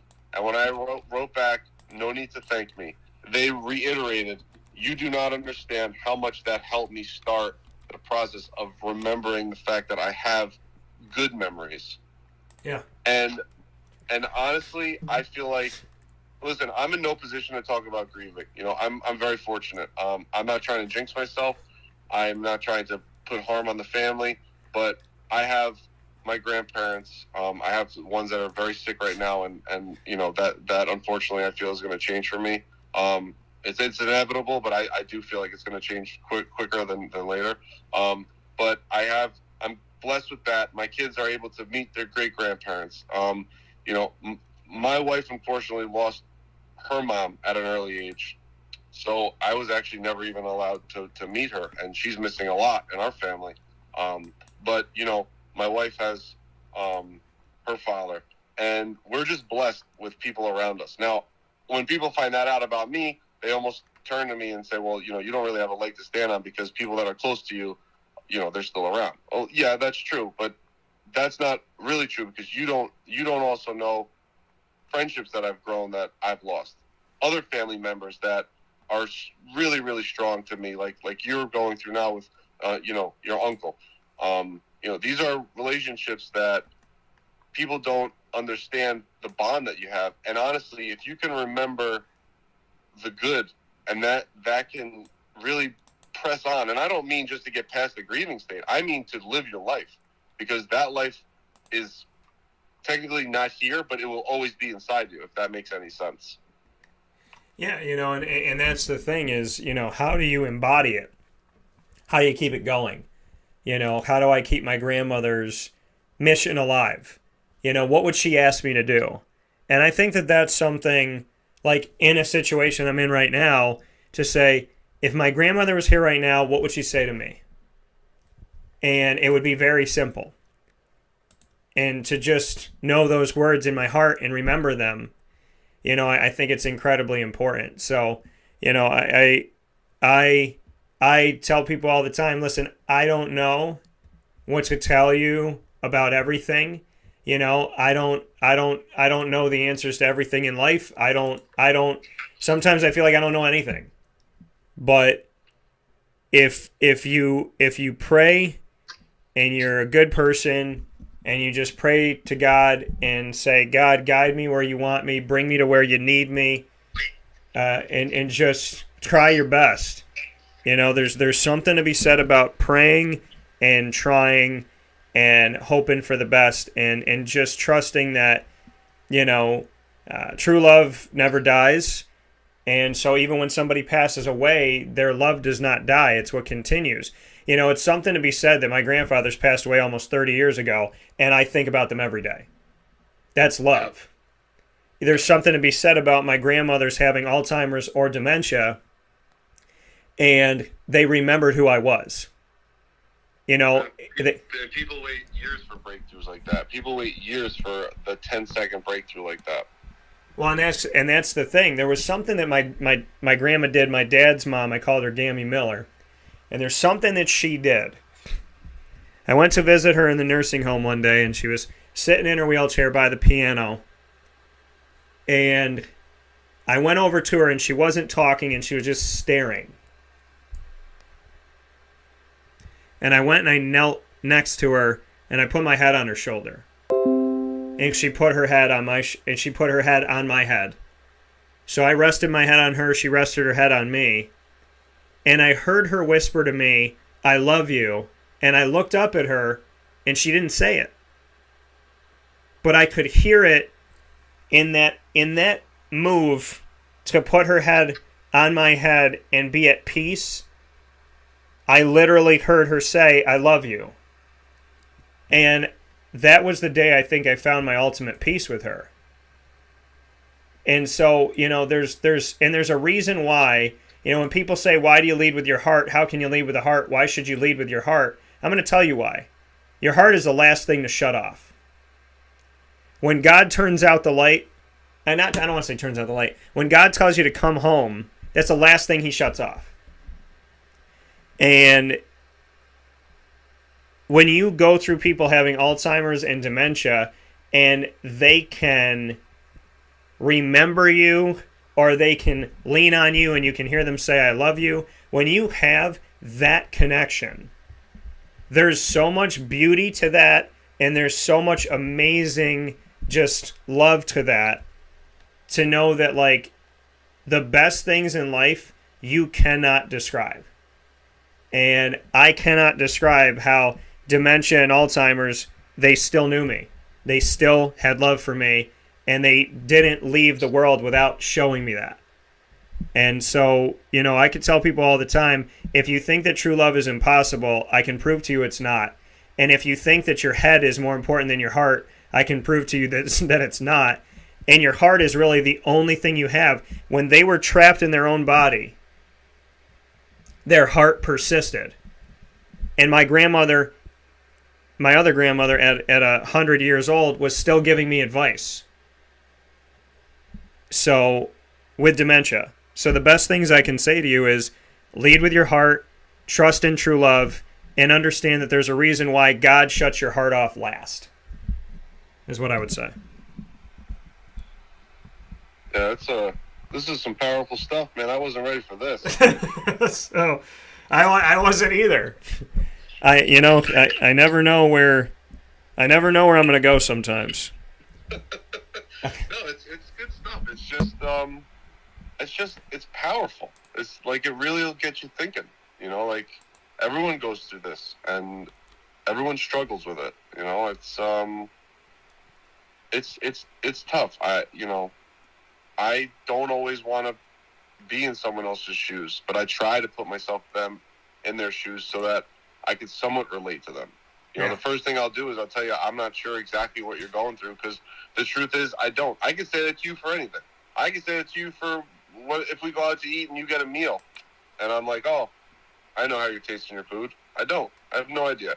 But, you know, at the very least, you just try and be somebody that, I don't know how to explain it, to where you kind of, everything is just such an open learning experience that if you can just open yourself up to others and be kind and stay true, and like you said, lead with your heart. See, there's a lot of misconceptions with leading with your heart, like you touched on, and a lot of people do not buy into it. And the worst thing that you can do is not lead with your heart, and at the very end of it, say, "I could have done more." Because if something is going to stop abruptly, and you got to turn your back on it for whatever reason, you want to be able to walk away, whether it's willing or not willing. You just know the right thing to do is just walk away. But the last thing you want to do is say, "I could have put more heart into it." Because the heart is who you are. And that goes for anything. That goes for a relationship. That goes for a career. That goes for literally anything. I mean, I've had multiple jobs in multiple different career paths that could have been. And if I didn't put my full heart into it, I knew that I couldn't stay with it. If I was getting suppressed somehow where, oh, you know what, you're a great guy, good person, but you can't do X, Y, and Z, well, then this isn't for me. This is how I work. And people can say it's crazy. People can say it's naive. People can say it's, childish. And, they might even say that it's rebellious. But for me, is if you don't put your all into it, there's no point of ever doing it. And that sounds super cliche, but there's a lot of truth to that. Because some days things just get cut off from you. And if something gets cut off from you and you have no control on it, at least you can say, I put my all into it. There's nothing I can do. If you woke up and went to your job that you put your all into and your boss sat you down and said, hey, listen, I'm really sorry, I got to let you go, no problem. The last thing you want to do is walk down the stairs or go down the elevator and walk back to your car or go back to the subway or go to the bus and say, wow, you know what? I lost this job, but I could have done a lot better while I was there. If you can walk away with clarity and knowing that you did everything you can do, and it doesn't have to necessarily be workload. It could be you as a person, you as an employee, you as a coworker. It could even flow into you being a person in just everyday life. If someone pulled someone off the street and sat them down and said, let me ask you a question, could you have done better today? And people will look at you like, what are you talking about? Could you have done better? Could you have said something to somebody? Could you have told somebody hi that maybe be in a deep depression? You have no idea that you changed their life because at least you acknowledge them. Yeah. And there's just so much that goes into it. And I honestly think, people can call me crazy, I think that death and having the deaths that you deal with, like what you and your family are going through, are, I don't want to say a good thing, but it's almost like a refresher to think this way. Because a lot of people have this, and then they think about it some people think about it for a day or two. Some people think about it for a year. Some people think about it for 5 years. But then somewhere it kind of maybe flutters out, and not everybody thinks about it like you and I. And they kind of think, oh, you know what? I'm going to go back to the way that I was trained or the way I've been doing things. And all of a sudden it happens again. Then you kind of relapse to where you start thinking, wow, life is too short. I need to do these things. I need to make this change. I need to make this leap because tomorrow isn't promised. And that's why I'm saying this is powerful stuff, because you could go 1,000 different ways with it. But like you said, if you lead with your heart, everything else kind of follows. Yeah, because your heart's the thing that's not going to fail you. Your brain will fail you. And that's why I tell people all the time that believe in God. I'm like, is it the sacred heart of Jesus or the sacred brain of Jesus? When you say, oh my God, I'm sorry for my sins with all my, do you say heart or do you say brain? And when you say a prayer, it's always about your heart. God's always speaking to your heart. He's not speaking to your brain. He's speaking to your heart. And because your brain is where the information goes. That's your knowledge and your wisdom. But your heart is where you just know. In the silence, you know what it's saying. And that's the thing about life. My brain would have told me 1 billion times, don't go there. And my heart was like, let's go. and when my heart went, I got to tell you that if I listened to my brain in my life, I would not have gotten on a bunch of slides. I would have not gotten on a bunch of roller coasters. I would have not have jumped off with a bungee cord in New Jersey. I wouldn't have done it, but I did. And my brain and heart ain't putting me on a bungee cord, I can tell you that. Well, I can tell you that. So I was in New Jersey at Wildwood, and shout out Jersey Shore. But I was out there, and I had an opportunity. Yeah, I'm addicted to the show. I don't know why. So I had an opportunity to do this stuff. To go on. I didn't really like the people. I didn't like the situation that I was in with the people that were there. And they were like, hey, do you want to risk your life today? And I was like, well, I feel like I'm risking my life in the house. So, and so I decided to, I kind of like didn't even get, like somebody paid for a ticket for me. And they're like, hey, we paid for the skills and thrills, or the thrills and chills, or whatever the hell it was called. And I was like, okay. And they're like, yeah, so we signed you up for this. And we had to kind of we paid for it. We had to like forge your signature on a thing that said if you died, it would be okay. And I was like, all right. But, again, I really didn't like the situation that I was in. And, like in the house, I was the only one sleeping on a cot. And it was just an awkward situation. And it was just not like, I honestly didn't feel like I should have been there. And I didn't feel welcome. So I get up early and I go to this thing. And I have always been connected to angels and wings. And I've had like visions and stuff and all that. So they said, okay, we're going to put you on this bungee cord and we're going to strap you up to all this stuff. And they said, and then I'm like, do I need to sign a waiver? And the guy looks at me, he's like, you already did. And I look at the person that was with me and they were like, yeah, I took care of that. And I was like, oh, okay. So if I die, my parents are going to read the certificate that I signed and they're going to know that's not even his signature. But so I get on this thing and they strap you in and they put this vest on you and whatever. And they put and see, my thing is I never thought I would bungee jump. And that's not what I did. I didn't jump straight down. I'm not an idiot. So but they put me on this thing and they put you in this harness and they strap it to your back. And they go, okay, we're going to drop you. And they let go and the bungee has you. But as you go and you hit, you start to feel like you're flying, like you're soaring, and you can start to control it and you can turn your body and you can go back and forth. And I just closed my eyes and I was in bliss because of all the things I've thought of it being like an angel and a connection to angel and angel wings and stuff. And I just pictured myself with angel wings and I just flew and I felt the bliss of that and the peace of that and the beauty of that. So I enjoyed it to the nth degree. And then they put me on that slingshot thing where they put you in that ball and they shoot you up in the air and they take a video. If you see my video, I look so pissed because I was arguing with the person next to me, and I thought like everybody's like, this is the most thrilling thing ever. Oh my God. No, the most thrilling thing ever was what I just described when I felt like an angel. This thing was boring to me. They slingshot you, they shoot you up, you bounce twice and goodbye.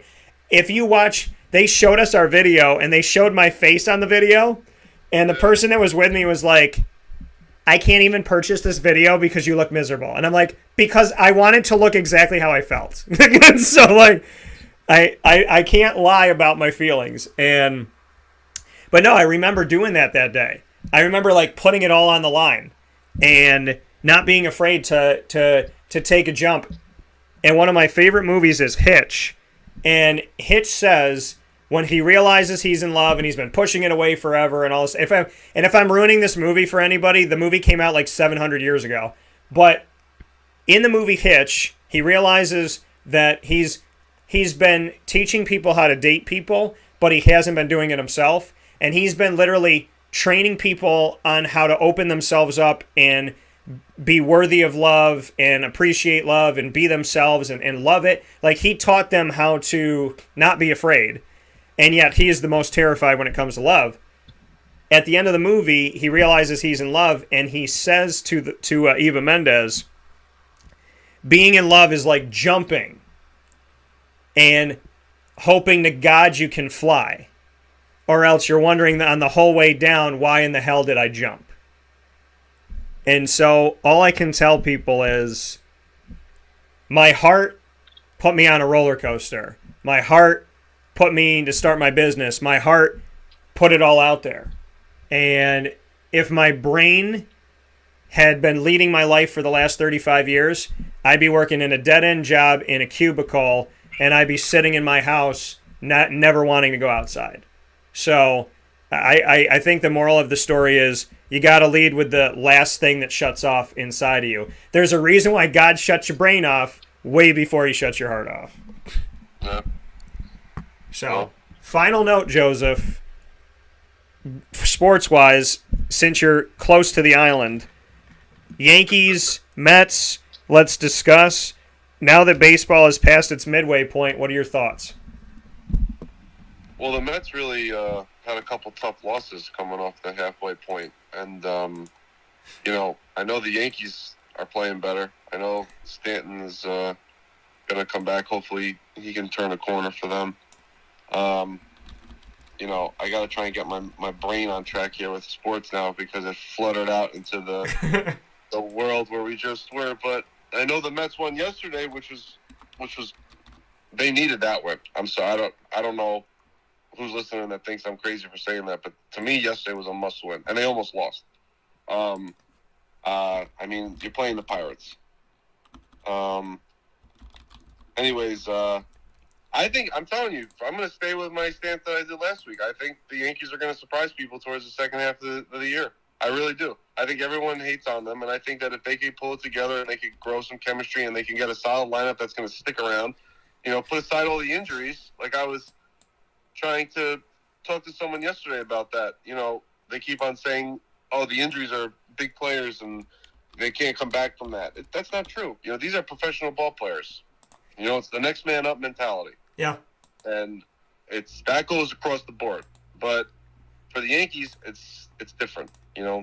I would prefer them just sticking with the lineup and kind of not messing with it as much as Boone has. But that's just me. And I'm here and he's doing his thing, which obviously it works. But to me, the consistency's not there. And I feel like the Mets are going to start falling into that because you got DeGrom now that put himself out with the strained forearm. And, that's a big blow because that's kind of the unknown. And that's kind of terrifying because he was on such a streak to, I think, have one of the best pitching seasons that we're going to probably ever see and may the history have ever seen in general. But I think the Mets are going to stall a little bit here, and I think the Yankees are going to flourish for the near future, and then we'll see what August brings and who comes back and who's off the IR and how the lineups look. But I'm telling you, don't sleep on the Yankees. They're still playing above 500 ball, and they're getting a lot of hate. They're catching a lot of hate mail, and I think the Yankees, they're just used to the whole we're the Yankees and we're never going to lose mentality. But playing above 500 ball right now is a good place. Yeah, and that's the thing is that they finally got above that. And, seeing them get there is huge for them. So it's a good thing to see that coming from Joe Forgione, my teammate and co-host for MU Courtside and great friend all these years, sports, comedy, and life. We started with dirty diapers. We went into very deep talk, and we turned it into Mets-Yankees. So a lot of things that we got to talk about today. Joe, as always, I appreciate it, and definitely I'm going to need you. Well, you hang on the line when we go to this fast break because I'll talk to you in a second here. But for everybody on the air, Joe will bid you adieu. So, Joe, thank you as always, but don't hang up. Okay. Everyone be safe. Thank you, guys. So that coming from Joe Forgione here, where sports meets that thing called life on Wake Up Call with Dan Tortora. We'll take another step aside. We'll be back right after this to wrap up today's show and let you know about the rest of the week inside the Cafe Football studios.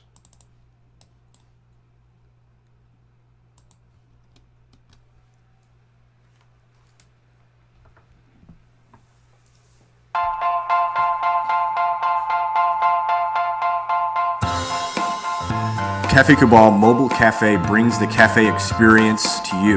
We'll roll out to your neighborhood or office, ready to serve our locally crafted espresso bar to our loyal patrons. Inquire at cafecubal.com. Cafe Football, coffee for the soul.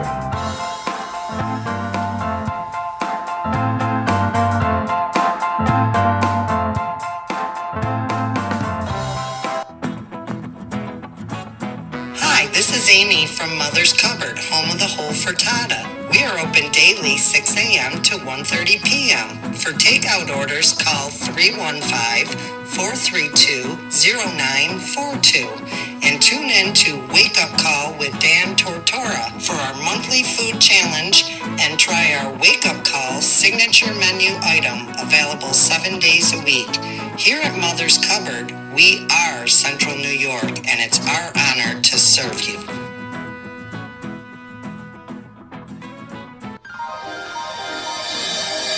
Ma and Pa's Kettle Corn and Popcorn Factory, located on 201 7th North Street in Liverpool, is home to over 40 flavors with more than 200 flavors in their total wheelhouse. Sky's the limit for this sweet and savory Central New York company. Keep it local at your parties, fundraisers, wedding showers, baby showers, and more by calling 315-450-MA-PA. That's 315-450-6272 for popcorn bars with custom flavors and colors at your upcoming event. Make sure to visit them on 201 7th North Street in Liverpool, New York. And for more information, go to maandpazsnacks.com. Ma and Pa's Kettle Corn and Popcorn Factory.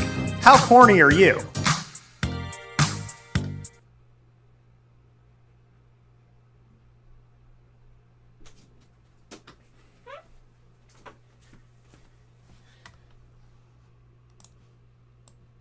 The Millhouse Market, located on 3790 New York 13 in Pulaski, New York, is worth the drive every time. Make sure you make your way out there every Tuesday through Saturday from 9 a.m. to 7 p.m. or 7 a.m. to 8 p.m. and on Sundays from 7 a.m. to 3 p.m.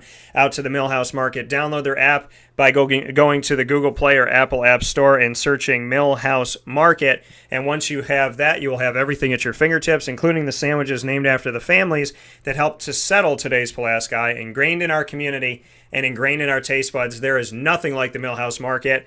And trust that going to 3790 New York 13 in Pulaski, New York, you'll find that out for yourself. Avicoli is located on the corner of Route 57 and Wetzel Road in Liverpool, New York. Is open for you Tuesday through Sunday for lunch, dinner, and drinks. They have 4 different ways to enjoy their location right down the road from Liverpool High School. They have been your local neighbor for decades. Avicoli's with the pizza side, kind of casual dining, their fine dining on the other side, their indoor bar, and of course their outdoor seating, which you can enjoy with the beautiful weather this summer and the upcoming fall here at Avicoli's. And of course, for takeout, delivery, and catering, you can call 315-622-5100. That's 315-622-5100. Canine Camp Dog Daycare and Canine Campground Dog Boarding here for you in central and upstate New York for your furry loving friends. Whatever size of your dog, age of your dog, whatever it may be, your furry loving friend is welcome to make new friends at Canine Camp Dog Daycare and Canine Campground Dog Boarding. The daycare at 228 Old Bridge Street and the campground dog boarding for longer term care at 242 Johnson Street in East Syracuse, going well above and beyond the normal call of duty of taking care of our dogs that we love so very much.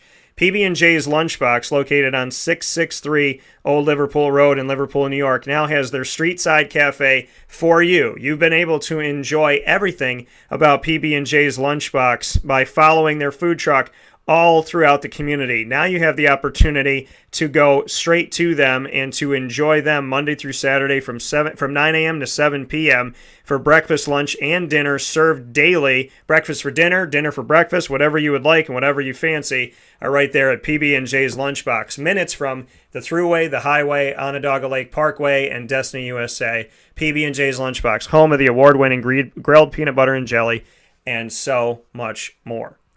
Victory Sports Medicine and Orthopedics, 791 West Genesee Street in Skaneateles, minutes from the beautiful and pristine Skaneateles Lake.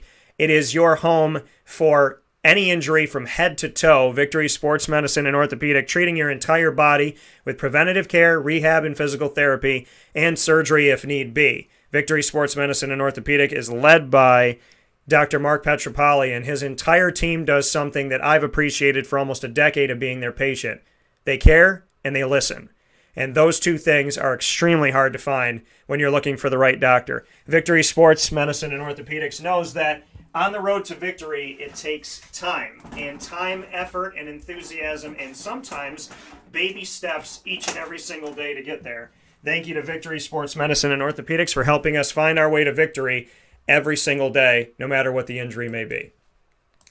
With that being said, here on Wake Up Call with Dan Tortora, I want to bid you adieu today inside the Cafe Kubal studios. Thank you to Nathan Trout and Joe Forgione for everything they did on today's show. Fantastic guests, and I appreciate them very much. MonPazPopcorn.com's What's Poppin' brings you our list of topics every single week. I will be at the ACC kickoff in Charlotte, North Carolina this week, so please understand that we'll have a little bit of shift in this week, but for all the right reasons, because there will be a ton of information coming your way inside of the Cafe Kubal studios. This is Wake Up Call. Have a great day. Facebook at Wake Up Call DT, Twitter at Call DT, Instagram at Wake Up Call _DT, and of course, you can find us on wakeupcalldt.com and on youtube.com/wakeupcalldt. In the meantime, as always, God bless, no stress, do your best. This is Wake Up Call, and we look forward to talking with you very soon.